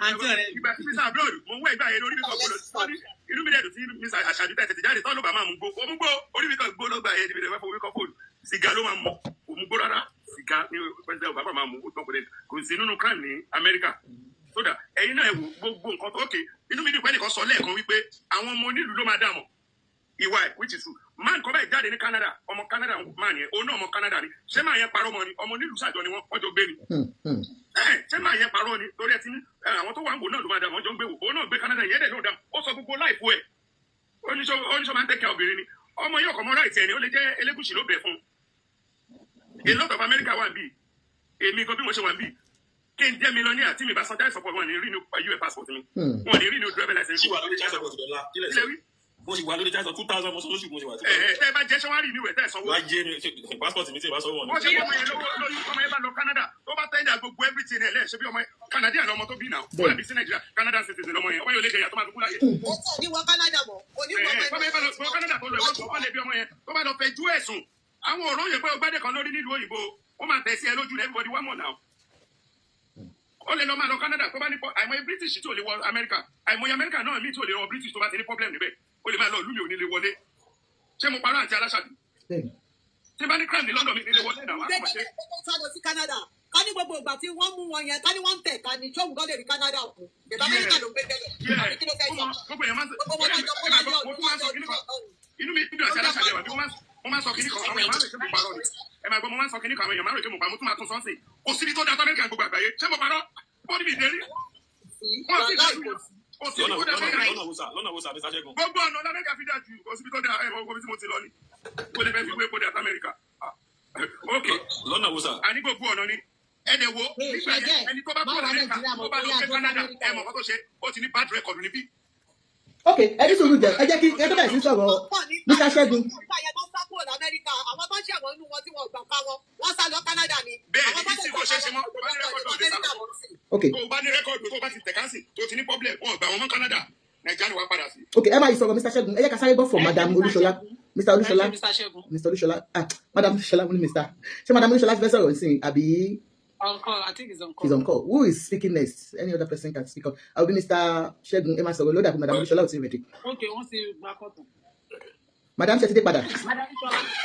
Yeah, mo ti dé pa bó ṣe ṣe tán bíṣẹ́ ni. Ṣe tán bíṣẹ́ ni. Ẹ máa tákù Mr. Ṣẹ́gun. Èmi kẹ̀ ni mo fẹ́ tákù Ṣẹ́gun fún. Ẹ bó ti sọ story bó ti sọ ìlú tó wù ní bó tẹ̀ jẹ́ pé the only residential. Ẹbí Madam Olúṣọlá ìṣọ́ra yìí o. Ẹ má pàṣẹ bọ́dà mi bí o. Má bá yín jà o. Ẹ fi kíní lẹ̀ tẹ́yẹ̀ máa ti ń bá àwọn àǹtí tó yẹ pé wọ́n ti ń fẹ́ ẹgbẹ́ ọmọ wọn kò tí bá tọ́ ní iṣẹ́ sí lórí social media tẹ́lẹ̀. Pátì mi. Tẹ́yẹ̀ máa ti wà lọ́wọ́ ti ń fẹ́ ẹgbẹ́ àbúrò rẹ̀ so kò sígbà tí ò ní iṣẹ́ sí lórí social media so ó ti fẹ́ gbólúwo ó ti sọ fún yín pọ̀ yẹ́n ló kọ́nà ó ti fẹ́ gbólúwo ó ti 60 ìyá àkọ́nà rẹ̀ jọbi ó dà ṣé kò ń dárúkọ ẹ̀ mẹ́yẹn ó ti fẹ́ rí ó ti fẹ́ kíní kan àkọ́rù ẹ̀ ń jẹ́ta náà ó dárúkọ ẹ̀ ń jẹ́ta náà bó tẹ̀ jẹ́ pé true ọ̀rẹ́ ẹ̀ ló ṣe dá Amẹ́ríkà but it is well kò sí wàhálà ẹ̀yin ká lọ bá wa. Mọ̀lẹ́bí lẹ́yìn méjèèjì. Mother figure, please don't bring anything like that here. Ẹ jọ̀ọ́.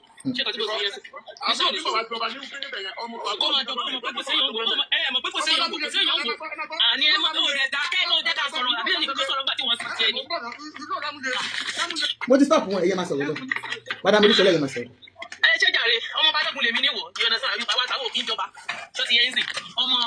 Ọmọ Balógun làwa. Ṣé ti yẹ yín? Ìyá tiwa ni ọmọ Ọba Ìwó. So, or a prince from Ogbomoso.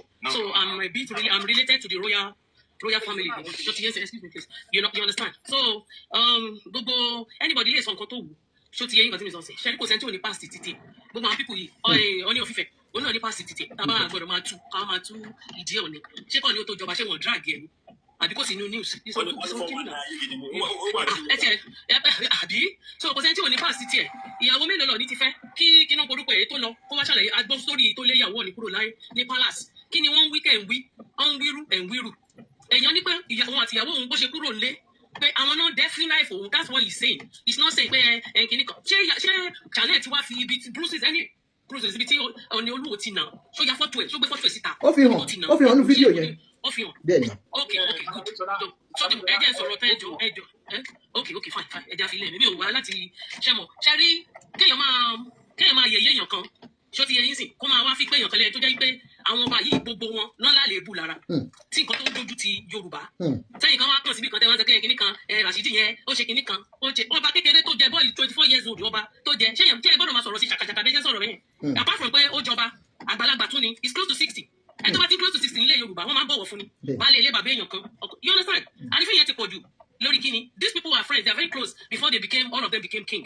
Ẹ lọ́wọ́ wọn lọ mú wá ni wọ́n lọ wá kò sẹ́yìn tí ó jọba ní ìlú. Are you joking? Are you whining God ni? Kò sẹ́yìn tó máa jọba nínú wọn lọ mú wọn wá bẹ̀bẹ̀ wá fi jọba ọ̀rọ̀ burúkú ọ̀rọ̀ òṣìwọ̀n lẹ́ ń sọ ló jáde lẹ́nu gbogbo internet sọ pé wọ́n lọ wá mú bẹ̀bẹ̀. Ṣé ẹ bá bú wọn bíbá ẹ má bú èèyàn náà ẹ kò sọ̀rọ̀ don't abuse anybody. Ẹ máa gbọ́ wọ́n yí sọ̀tì ìwò odidi ìwò ni wọ́n yí sọ̀tì ọmọ òwò tó bá wà bíbá yìí tí ò bá sọ̀rọ̀ tó bá wà tí tó ti sọ̀rọ̀ kò ẹni sùn ẹ má interrupt mi ẹ jẹ́ kí n sọ̀rọ̀ náà ẹ má interrupt mi ẹ jẹ́ kí n sọ̀rọ̀ please don't interject. Do you let me talk? Yes sir. Ẹ jọ̀ọ́ ẹ ní sùn ẹ jẹ́ kó sọ̀rọ̀ ẹ kó sọ̀rọ̀.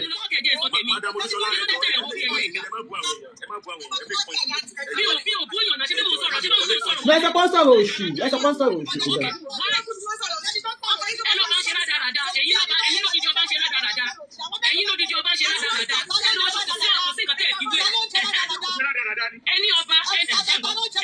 Ayọ̀fẹ́ kí ló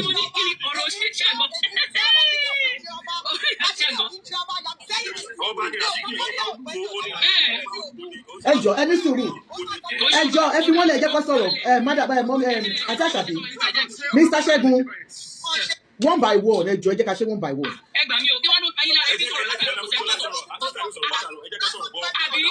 àti àṣàbí ẹ jọ̀ọ́ ẹ̀yin ẹ má yìí sọ̀tà àwọn èèyàn Madam Olúṣọlá ẹ jọ̀ọ́ ó yẹ ẹ sọ̀rọ̀ ó yẹ máa sọ̀rọ̀. Ìtọ́jọ́ lẹ́yìn létí tèmi nìyẹn láti ṣe máa tún sọ pé odidi ọba ìṣọ̀jẹ̀ máa gba wòtòwòtò àwọn olè halẹ̀ mọ́tẹ̀ ẹ̀jẹ̀ gbọ́dọ̀ ẹ̀dá. Ẹ má ṣe wòtòwòtò ń bí o ẹ jọ̀ọ́. Ẹ jọ̀ọ́ náà. Àǹtí àṣàbí ẹ má wọrí ẹ jọ̀ọ́ sísá mi ẹ jọ̀ọ́. Ẹ kọ́ mu sọ tí wọ́n náà.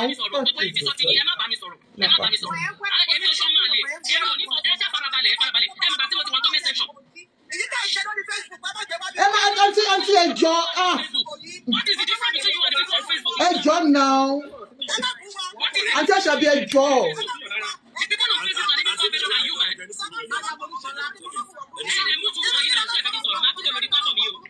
Àǹtí àṣàbí ẹ ní sùúrù ẹ jẹ́ kó sọ̀rọ̀. Ṣé dájọ́ wọn ṣé ọba wà lọ́wọ́ any one of you?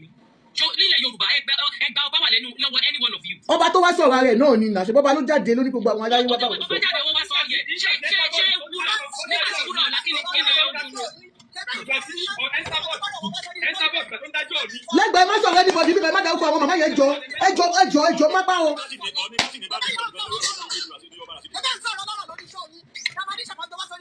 Ẹjọ́ náà má gbé wọn everybody sílẹ̀ mi ò fẹ́ wà láàbẹ̀ ẹjọ́ ẹ má ṣe báyìí. enjoy this moment. Madam Shola down. Nítorí kí ni ló ti máa gbé Madam Olúṣọlá down? Nítorí kí lè ti máa gbé Madam Olúṣọlá down? Àǹtí Olúṣọlá.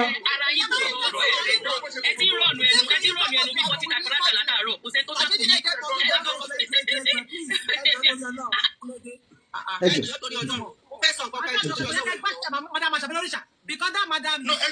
Mi ìfẹ́ kọ́ jà, mi ìfẹ́ kẹ́nìbọ̀dì ẹjọ́ mo bẹ̀ anybody tó bá ti sọ̀rọ̀ máa bọ́ mi ò fẹ́ wàhálà. Ẹni sùúrù ẹjọ́ ẹgbọ́n mi làǹtí Àṣàbí wọ́n máa understand fún wọn lẹ̀ ẹjọ́ ẹ má wọlé. Àǹtí Àṣàbí ẹni sùúrù nù ẹjọ́. Yes ma'am. Ẹyin tó sọ̀rọ̀ ní platform ẹ̀ tó ti yẹ yín. Tó bá fẹ́ jà fún ọba, tó fẹ́ clear wọn, kọ́ jáde síta gbàgbà, kọ́ lọ sọ̀rọ̀ lórí Facebook wọn àbí TikTok wọn. Tó ti yẹ yín because ẹni tó ti wá sórí social media àbórí TikTok ọlọ́run tó gbẹ̀mí sí. Ọba lápè ọba kò kí ṣe pé bí ẹ̀wọ̀n àwọn ìjòyè. Mo gbà pé dandan ní kíkà ṣẹlẹ̀ láàrin ọba sọ́ba àbáwọn àgbàgbà sábàgbà. Ó máa ní ọmọdé fọ́tọ́ ní ìlú mi. A lọ fẹjọ́ sọmọ wá pè wọ́n. Àwọn tó wá jẹ́ pé àwọn ọmọlẹ́yìn wọn àbáwọn tó wà amúgbà wọn. Àwọn ọmọ máa ṣèkéńtà, àwọn máa gbọ́dọ̀ yẹn lẹ́nu wọn.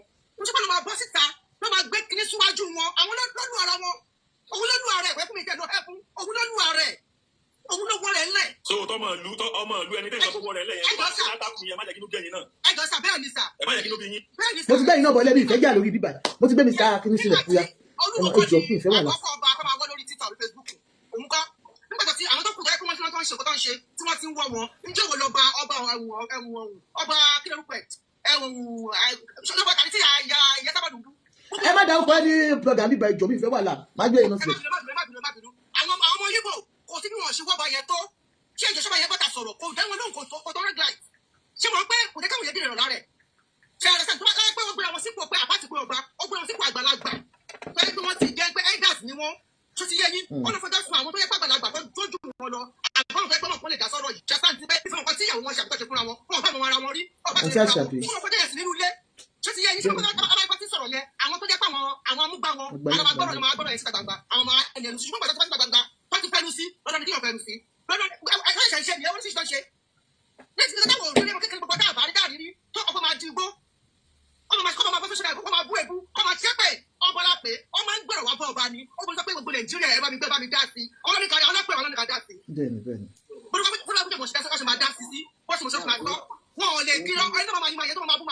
Mo sọ lẹ́ẹ̀kan ẹ ṣe because àwọn ọlọ́gbọ́rọ̀ wọn wá wọ́n dẹ̀ ní ká bá wọn dá sí i.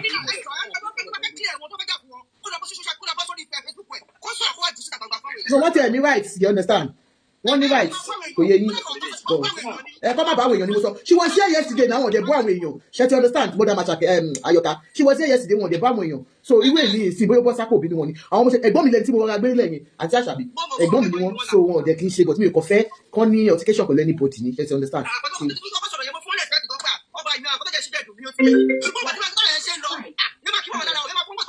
Àwọn ará ẹ ká sáré gbọ́ sọ̀rọ̀ dà pé èèyàn kan pè from abroad ẹ ká gbọ́ from abroad ẹjọ́ bá mi mute everybody hello sir ọmọ àgbọ̀ yín o kí lẹ́yìn. ọ̀sẹ̀ tó ní tó wá láti wọ yẹn. ok kò sí èyí ọ̀nà mo fẹ́ tà láti sọ̀rọ̀ fún. ok ẹ má bú wọn o ẹjọ́ kò sí. ní ègbó wọn wọn bá ń pèèyàn ní ọba ṣètò ọ̀tẹ̀ nǹkan lè jẹ́ kọ̀rọ̀ ó ní nǹkan tí ọba gbọ́dọ̀ máa sọ jáde. alákọ̀ọ́kọ́ ẹlẹ́ẹ̀kejì tí wọ́n bá ń pèèyàn ní ọba ọgbọ́n tó wà lórí ọba ó gbọ́dọ̀ jẹ́ ọgbọ́n tó jẹ́ wípé ó jinlẹ̀ kì í ṣe ọgbọ́n lásán ọgbọ́n tó jinlẹ̀ because ẹnìgbọ́n tó bá ti jókòó sí ipò ọba tó bá ti jókòó sí ipò ọba tí ọpọlọ ò bá jinlẹ̀ ó máa ṣàṣìṣe wọ́n lè máa sọ̀rọ̀ Olúwo ọ̀ṣẹ́ ìwà Olúwo lórí oyè là ń sọ kì í ṣe ìwà tó ti kù sẹ́yìn kó tó joyè we are not talking about that ìwà tó ń mú lọ́wọ́lọ́wọ́ lórí àpẹẹrẹ yẹn ṣé ó tọ́ sí ọba láti máa wò ọba kan jókòó sórí social media you just be blasting anyhow on social media ọba gbé ring light síwájú kó máa sọ àwọn àlùfáàṣọ ọ̀rọ̀ kó ṣẹ̀ṣẹ̀ máa sọ̀rọ̀ sọ́ọ̀ni ọ̀fìfẹ́ náà láti tó ti ń sọ̀rọ̀ sọ́ọ̀ni ọ̀fìfẹ́ ṣe gbọ́kọ̀ ọ̀nà ọ̀fìfẹ́ kó sọ ẹyọ kan kó fi dá lọ́ọ̀ni. There was a time sọ́ọ̀ni ọ̀fìfẹ́ wa lọ sí tó dà pé there was something they were doing around Osun State very close to Iwo the branch in his palace kò jẹ́ kọ́ òní wọlé náà onípọ́nṣọ́ ọ̀tọ̀ ní dáhùn ọ̀ní ò sọ̀rọ̀ after a year or 2 years lọ́ọ́ ṣẹ̀ṣẹ̀ wá sọ̀rọ̀ jáde ọ̀ní ò dẹ̀ torí ẹ̀kọ́ orí níta kó má kì ọ̀ní ṣẹ̀ṣẹ̀ stop láti máa kí money because of the way he used to abuse him ó wọṣọ funfun èèyàn kan ní wọṣọ funfun ó ṣe gbá ó ṣàwò wọ́n kò sí nǹkan tó kàn ẹ́ pẹ̀lú ọ̀ní ọ̀fìfẹ́ if you want to rule your territory you have nothing to do with another territory wọ́n ti pín Ìwó ló wà, Ifẹ̀ ni Ọ̀ọ̀ni wà. Ọ̀ọ̀ni fẹ́ràn òrìṣà, kò sí nǹkan tó kàn ẹ́, ọba ni ẹ́. Àṣà láwọn ọba tó jẹ́ pé wọ́n ṣe òrìṣà tó ń dẹ̀ pẹ́ ni wọ́n mọ́, tó ń ṣe nǹkan tó wù wọ́n. Àwa wò àtijọ́ tó ti ń bú Ọ̀ọ̀ni of Ifẹ̀, ìjọ́ wo ni Ọ̀ọ̀ni of Ifẹ̀ kan tó kàn wò sòsòsòsò lẹ́ẹ̀kan náà tó bẹ̀rẹ̀ sí olúwo ní ìròpó ó jáde lẹ́nu Ọ̀ọ̀ni of Ifẹ̀ rí. Àwa gbọ́ sórí ìlànà ẹ̀ sọ pé ọba kan ti yes wọ́n ti ní pàtó wọn nígbà tó ti dórí oyè yẹn tó dẹ̀ ti tẹ òjọba ó yẹ kí ọpọlọ orí àsọba ó jókòó kó mọ̀ pé these are the right thing for me to say, these are the right thing not to say. Look at the kind of allegation, a very big allegation to become your friend. Oh Lord, your friend, you walk over poison, and you sit there and you're still defending that kind of king. See on your people can attack him several times. You go and watch it. Attack on your friend. Or Joe, let it on your friend. Why do you pay a hand to you? Once you buy son. Aláàfin mi nìyẹn gbogbo nǹkan tó ń ṣe fún lọ́jọ́ gbogbo embarrassment on phone ṣe ẹ̀rí kọ́ ní sọ̀rọ̀ ni wọ́n ní wọ́n ní nǹkan tó ń pè lọ́ba nìyẹn. But Olu, you sit on the throne, you come for this man federal time. Nígbà tó dẹ̀ ti wá fún ẹni tí kò tẹ́ ẹ lò wàá kẹ́ bá mọ́ kò ní kó má ṣẹ̀sìn Islam you can do your Islam. It's none of his business. Ọ̀ ní ṣe ìṣẹ̀ṣẹ̀ ẹ̀ kò rí tiẹ̀ rò. Why don't you face your own religion?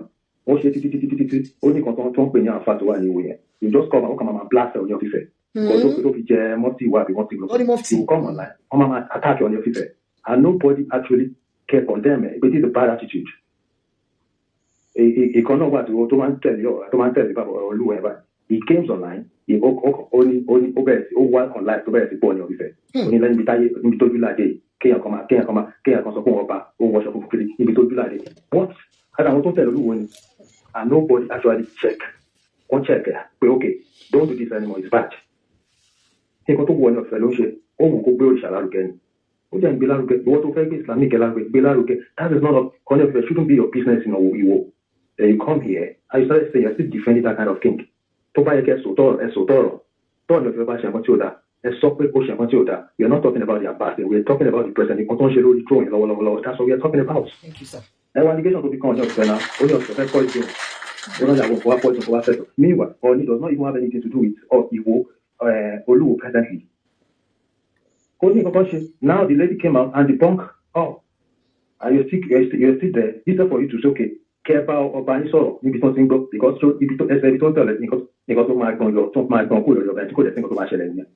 and that's all the facts. The first time to grab Oba Olu Iwo now, Ọ̀ọ̀ni of Ifẹ̀ as your Makama was actually the one that stood for him. Come out for your money, suspend it and come out. It's the same Oluwe is not the attack on. And those two things come out your empire. Those two things come out your and you cannot actually shape up at the long of ability. Okay, one talent. Talent. If you want to deal with them, there's a way you can deal with them, not by slapping an elderly monarch. So different Oluwe because they were like you. When talk back that social media will come. Okay, I was okay on your survival Western. Is that the way to go about it? Can't you go to court? Only lock out now. But because ultimately, the evidence, you just want to tarnish the man's image. Okay. Kò ṣẹ̀ṣẹ̀ máa tán ẹ̀wò tó ti pé 2 weeks tó jáde lórí social media tó wọ̀ fi tó ní àwọn ìyàwó ọba kan lélẹ̀ àwọn kan wọṣọ funfun wọn láwọn àwọn ṣe kíní kan wọ́n ti àgbàlagbà you say it's almost 50 years ṣé bá àgbàlagbà ṣe ń ṣe ìyẹn ni. Àgbà ọkọ̀gbọ́n ẹ wo ọba kan ní ọ̀nà àkókò Ondo State bẹ́ẹ̀ that boy is just like probably 20-something or 19 years ago mo ò lè rántí age ẹ̀ ẹ wo decorum tọba yẹn ahòrìsì ẹ̀kọ́ ṣe rí kí ọba yẹn kàn wá síta kó wá máa sọ jàkàjàkàjàkà lórí internet ni if you are a king you must be a king lẹ́yìn nǹkan tó fi ń pe ọba ní pé ọpọlọ tó wà lórí ẹ̀ àti nǹkan tó gbé sínú ọba amẹ́ríkà ọba kankan tán ring light ẹ lọ ọgbọ́n tó bá ti wá sórí live Ọ̀ọ̀ni of Ifẹ̀ ló wá bú and ẹni tó ń bù kò dá ẹ lóko tí ń bú sí for the past 3 years máa yóò dẹ̀ dá ẹ lóhùn rí and what else do you want. ẹ ṣe sir ẹ jẹ́ kí a gbé tẹ́lẹ̀ mi thank you so much sir. ẹ wo máa tó sọ̀rọ̀ I don't want to say more than that kó lọ sílé kó lọ bá ọba wọn sọ̀rọ̀ kó bá wọn ṣe the right thing. ṣé nǹkan tó dá sílẹ̀ tó bá lọ ṣe ẹ bí pé tí wọ́n bá tèké kéèsì yọ pẹ̀lú ẹ tí kò bá rí evidence ṣé wọn ò ní gbọ́n yọ ni àgbọ̀n yọ dànù. tó fine àti tọkùnrin àti tóbìnrin bó dẹ̀ ń ṣe sales lọ́wọ́ sales is going on now ẹ pè mí any country tẹ́ bá wà má bá yín send ẹ̀ bákan náà gbogbo ẹ̀yin tẹ́ bá need àwọn nǹkan spiritual items ẹ need àwọn nǹkan ètò àdúrà tẹ́ lè lò àdúrà ló ń gbé agbára kọ́ o àdúrà òun ló gba agbára kọ́. Mo fine, mo rẹwà, mo lówó lọ́wọ́, kò lè ṣẹ́ ogun o. Kò lè ṣẹ́ ogun. Èèyàn tó rẹwà tó lówó tó ní gbogbo kan lọ́wọ́ gan ló máa ní ogun jùnú ayé ẹ̀ nítorí pé kí ni ogun abínú ẹni á dúró sẹ́gbẹ̀ẹ́ kan. Ogun àwọn arógo gbogbo jẹ́ tó rí ẹ tó ń fàì tó ń lówó lọ́wọ́ tó wà òkè tó dẹ̀ fẹ́ ba ògo yẹn jẹ́. Ìyẹn náà máa dúró sẹ́gbẹ̀ẹ́ kan ara máa ṣe títẹ̀ lábẹ́lẹ̀ àti bẹ́ẹ̀ bẹ́ẹ̀ lọ. Mélòó ogun téyàn lè fojú téyàn lè fi ẹnu kà tán téyàn dẹ̀ lè fojú rí tó dẹ̀ jẹ ayé èèyàn. Fún èyí tẹ́ bá ní àwọn nǹkan àdúrà tẹ́ lè lò àwọn spiritual items ajẹ́bidán tó confirm tẹ́ lè lò tí àdúrà dẹ̀ máa gbà tí ogun ayé máa ṣẹ́ tẹ́ máa di ọlọ́pẹ́ ẹ pè Lédìké Ìfẹ́ Olúwa show. Our spiritual store ó wà ní 76 Wentworth Street, Amity downtown. If you know you want to walk into my store, feel free to come. Kò sí màjárí kankan bẹ́ẹ̀. Mi ò ṣe legal business. My business was registered. Business mi wà registered. So you are free to come to my store. Come to my store. Come and select your choice. Tó bá jẹ́ àwọn nǹkan àdúrà ló fẹ́. Àwọn nǹkan àdúrà mi wà tó yẹ pé we cannot expose this on social media. But when you call me or come to my shop, we will talk about it and I will send it to you. If you know you can't come to my shop, àwọn iṣẹ́ wà tó gbá ski ní nípa fún yín. Confirm iṣẹ́ ajẹ́bidán. Ẹni iṣẹ́ tẹ́ bá wá. Ìbá jẹ́ èyí tó jẹ́ wípé ẹ má jẹ́ fi gbogbo ẹnu pé níyí ẹ pè bí àwọn iṣẹ́ tẹ́ lè lò. Gbogbo ẹ̀ ló wà available tó confirm ajẹ́bidán tó mú yes. So gbogbo ẹ̀yin tẹ́ bá wá àwọn iṣẹ́ tẹ́ lè lò. Ẹ pè Lédìké Ìfẹ́ Olúwa show. Gbogbo ẹ̀yin tọ́nà yìí ti dí mo gbàládùra lórúkọ Jésù ọ̀nà yín là. Gbogbo ẹ̀yin táyé ti wọ̀ ní aṣọ ìrí, aṣọ ẹ̀gùn, aṣọ ìpọ́njú, aṣọ ìkorò tí ò jẹ́ kó lóore kó rí yín tó ń fa ìjákulẹ̀ fún yín, tó ń fa ìkórìíra fún yín, táyé fi ń kórìíra yín. Ní agbára Ọlọ́run ọba tó dá ayé àtọ̀run á fi iná bọ́ gbogbo aṣọ ogun náà dànù. Gbogbo aṣọ ẹ̀sín Ọlọ́run á bá wa fi iná bọ́ dànù lọ́rùn wa. Bẹ́ẹ̀ ni. So gbogbo ẹ̀yin tẹ́ bá ní àwọn nǹkan àdúrà, ìbájẹ́ fún ìgbéyàwó, ìbájẹ́ fún iṣẹ́, anything spiritual, ẹ pè Lédìké Ìfẹ́ Olúwa show. Ẹ̀bẹ̀ àwọn àgbà wà, arọ́bí wà, back to sender wà, ìtúwọ́ wà, àgbélépọ̀tà wà. Gbogbo ẹ̀yin tẹ́ máa forí kó òwú aláǹtakùn lójú títì. Àwọn nǹkan tẹ́ máa lò láti fòpin sí ó wà. Òwú aláǹtakùn kì í ṣe nǹkan tó dáa kéèyàn máa forí kó òwú aláǹtakùn àbí kéèyàn máa jẹun lójú oorun àbí kéèyàn máa ní ìbálòpọ̀ lójú oorun. Gbogbo àwọn nǹkan bẹ́ẹ̀ yẹn kì í ṣe nǹkan tó dáa. Ìbálòpọ̀ ojú oorun wọ́n fi gba oore lọ́wọ́ ẹ̀dá ni. Oúnjẹ ojú oorun wọ́n fi dá ìsàn sínú àgọ́ ara fúnyàn. Láti bí oúnjẹ ojú oorun wọ́n máa ń gbabẹ̀ wọlé ọfà síyàn lágọ̀ọ́ ara. Ó dẹ̀ máa ń fa ìjákulẹ̀ fúnyàn. Ó máa ń fa àfàsẹ́yìn fún ire èèyàn. So gbogbo àwọn nǹkan tẹ́ lè lò láti fi dẹ́kun àwọn àlá burúkú láti fi ṣẹ́ ogun Sátánì. Gbogbo ẹ̀ ló wà available lọ́dọ̀ Lédìké Ìfẹ́ Olúwa show. So gbogbo ẹ̀yin mọ́mí ẹ̀yin dáadé any country tẹ́ bá wà ẹ̀yẹ pè mí tẹ́ bá lè wà máa bá yín send post office máa gbé dọ́dọ̀ yín pẹ̀lú àyà àtàláfíà. Ẹ dẹ̀ lò ní orúkọ tí bàbá tọmọ tí ẹ̀mí mímọ́ ẹ máa jẹ́rìí sí agbára Ọlọ́run. Ẹ máa ní testimony ayọ̀ ní agbára Ọlọ́run. Kìkì kẹ́yìn ṣáà ti gbàgbọ́ nínú Ọlọ́run. Ẹ má gbàgbọ́ nínú Lédìké pé àmúmọ́ Lédìké dáadáa mo máa rí lórí social media kò lè ṣe nǹkan burúkú. No, èmi kọ́ ni kẹ́ gbàgbọ́ nínú ẹ̀ Ọlọ́run ni kò sẹ́ni tó pé. Jésù gan sọ ó lóun ò pé bí kò ṣe bàbá òun ti bẹ ní ọ̀run tí í ṣe Ọlọ́run Olódùmarè tó dá wa tó dá Jésù. Èèyàn ló dá Ọlọ́run ló dá Jésù. Jésù ò jábọ́ láti sánmọ̀. Ọlọ́run ló dá, Ọlọ́run tí gbogbo wa ò rí. Òun ló dá gbogbo àwọn ìríjú àti ikọ̀ ẹ̀. So òun nìkan lọ́ba tó pé kò sẹ́ni tó pé. So Ọlọ́run yẹn ni kẹ́ni bìlíìfù nínú ẹ̀ àti Jésù tí í ṣe ọmọ Ọlọ́run. Bẹ́ẹ̀ ni àwọn ni mo fẹ́ kẹ́ nígbàgbọ́ nínú wọn. Tẹ́ bá ti nígbàgbọ́ nínú wọn gbogbo ti di ṣíṣẹ́. Ìgbéyàwó tó fẹ́ dàrú yẹn kò tún dàrú mọ́. Ọkọ tẹ́ ẹ wá yẹn ó di dandan ẹ máa rí. Ìyàwó tẹ́ ẹ wá yẹn ẹ máa rí. Iṣẹ́ tẹ́ ẹ wá ẹ máa rí. Ọ̀nà tó ṣí ó máa là. Ogun á padà sórí ológun. Ẹ̀fọn á padà sórí ẹlẹ́fọn, àṣàṣì á padà sórí ẹlẹ́sàsì. Tẹ́ bá ní àwọn èèyàn tó bá mọ nǹkan tí ò da, àwọn nǹkan burúkú yẹn tẹ́ dẹ̀ fẹ́ stop kọ́ má mọ àwọn nǹkan yẹn mọ́. Àwọn nǹkan ètò àdúrà tẹ́ lè lò ó wà láti fi stop ẹ̀. Bákan náà èyí tẹ́ bá fẹ́ ra oyin original. Ẹ jẹ́ kí wo bí mo ṣe lè gbé wa lọ sí spiritual store wa kí wá lọ fọjà wọn wa. Mo bọ̀ just a minute. Yes, gbogbo ẹ̀yin tẹ́ bá need àwọn nǹkan spiritual items tẹ́ bá lè lò. Ẹ pè mí ó wà available. Ẹ̀yin tẹ́ bá need oyin gidi, original oyin tó confirm tó mú yes. Mo ní àwọn oyin ní size by size. Mo ní wọn ní sizes lóríṣiríṣi. Oyin original oyin ó wà oyin original tó mú yes eléyìí ò ṣe oyin sugar bóyin ìrèké no original oyin òun lélẹ̀ ẹ̀yin tẹ́ bá mọ oyin gidi bákan náà ẹ̀yin tẹ́ bá wá nídìí àwọn kan tẹ́ lè lò fún ìṣẹ́gun lóríṣiríṣi òun ní àwọn iṣẹ́ wà lọ́lọ́pọ̀ òjọ̀kan tẹ́ lè lò ọṣẹ àánú wà ọṣẹ arọ́bí wà ọṣẹ ìtúndè ọṣẹ àgbélépọ̀tà gbogbo ẹ̀ pátápátá ló wà àwọn nǹkan ìṣẹ́gun lóríṣiríṣi àwọn spiritual items àwọn nǹkan ìbùkún náà tó máa fa ire wá fúnyàn téèyàn máa rí ojú rere àtàánú gbà lọ́mọdé á nífẹ̀ẹ́ yín àgbàlagbà á nífẹ̀ẹ́ yín gbogbo àwọn èèyàn wá bẹ̀rẹ̀ sí ní ṣe kíni wá bẹ̀rẹ̀ sí ní wòye ṣe láàánú gbogbo nǹkan tẹ́ lè lò ó wà available gbogbo ẹ̀yin tẹ́ bá jẹ́ business woman àwọn nǹkan tẹ́ lè lò fún business yín láti fi boost business yín ọlọ́run ò kọ́ àjò kéèyàn kọ́ má bàtẹ̀ èèyàn jẹ́ ni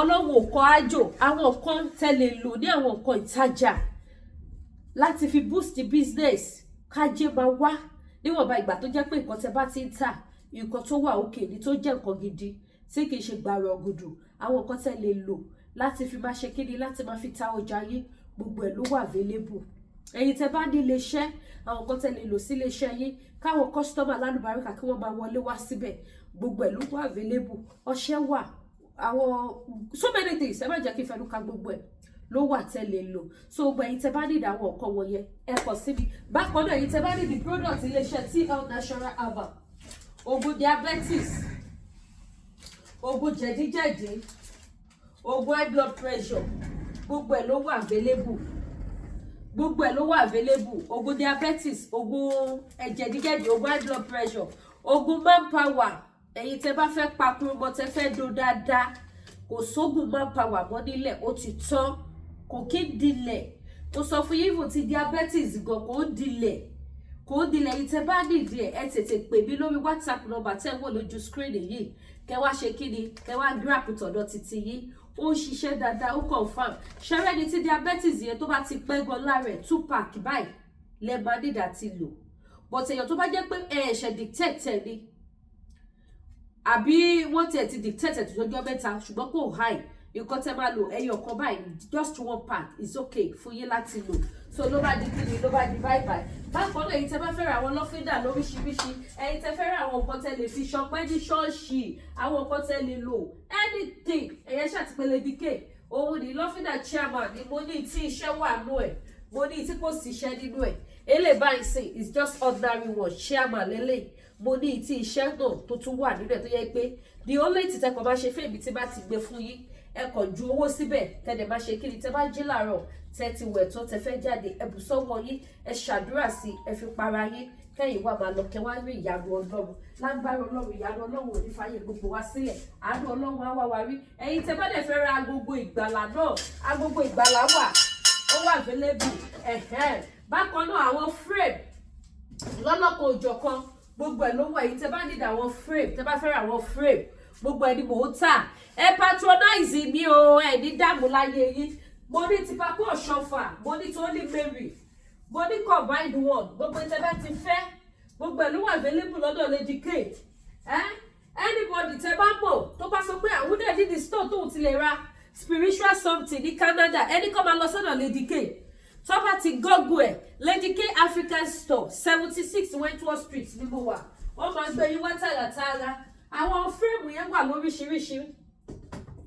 lóríṣiríṣi làwọn fírèmù tí mo ní èyí tẹ́ bá ti fẹ́ ni èyí tó bá ti wù yín ẹ lè fi sílé yín gan pàápàá irú èmi sì ọjà yẹn gan irú èmi sì mo ní fírèmù nílé mi so ẹ lè fi sílé yín kí ló kọlù yín báyìí ẹ lè fi sílé yín ẹ lè yàgẹ̀ sílé yín ẹ lè fi ṣọpẹ́ ní church ẹ lè gbé sọ́fíìsì yín kò sí kankan tó fi ń ṣèyàn ó dáa gan kéèyàn máa ní fọ́tò Jésù nílé ó dáa gan ni it's a good thing so bó ṣe jẹ́ nìyẹn so tó bá dẹ̀ jẹ́ àwọn aṣọ náà ni ẹ bá fẹ́ àwọn aṣọ ọkùnrin wà lọ́lọ́kọ̀ òjọ̀kan mo láwọn kẹ̀mbẹ̀ mo láwọn long sleeve àdìrẹ fún tọkùnrin mo láwọn long sleeve àdìrẹ fún tọkùnrin mo dẹ̀ láwọn short sleeve náà àwọn fine aṣọ àwọn aṣọ tó yẹ pé ó mú yes gidi gbogbo ẹ̀ ni mo ní ẹ wo ilé báyìí sin aṣọ ọkùnrin lélẹ̀ aṣọ ọkùnrin ni long sleeve ni òun nìyí long sleeve ni mo ní tí ò ṣe long sleeve mo ní tó jẹ́ dàṣíkí mo láwọn tó kóṣẹ́ sí ẹ wo ilé báyìí sin wọ́n kóṣẹ́ sí àwọn míì náà wà tó yẹ pé wọn kò ṣẹ́ sí so mo ní gbogbo wọn èyí tẹ́ bá ti fẹ́ ẹ̀yẹ ṣáà ti pè mí ó wà àwọn míì wà nínú kí ló ti pè níbẹ̀ yẹn àwọn míì dẹ̀ tún ní bíbá yẹn àwọn extra ni mo kó sí orí hanga bíbá àwọn tí mo display ó wà long so ẹ patronize rẹ di ojú òní tí yìí jewelries náà wà àwọn fine wig gbogbo ẹ gbogbo lówó ní Lady K gbogbo lówó ní kó ṣáà ti ṣe kí ni kó ti dúró lórí òtítọ́ so èyí tẹ́ bá ti fẹ́ ẹ pè mí ó wà available ojú òní tí wà mí níwá ayé tì ẹ bá mi share ètò ẹ bá mi share káàkiri kẹ́dẹ̀ bá mi tan notification bell yín ẹ bá mi tan notification bell yín so that anytime tá bá ti ju program sílẹ̀ ẹ lè máa gba notification ẹ lè máa wọ̀ ẹ ṣáà ti tan all notification bell ojú òní tí mi ò ní wáyé tì ẹ ṣeun gan ire o.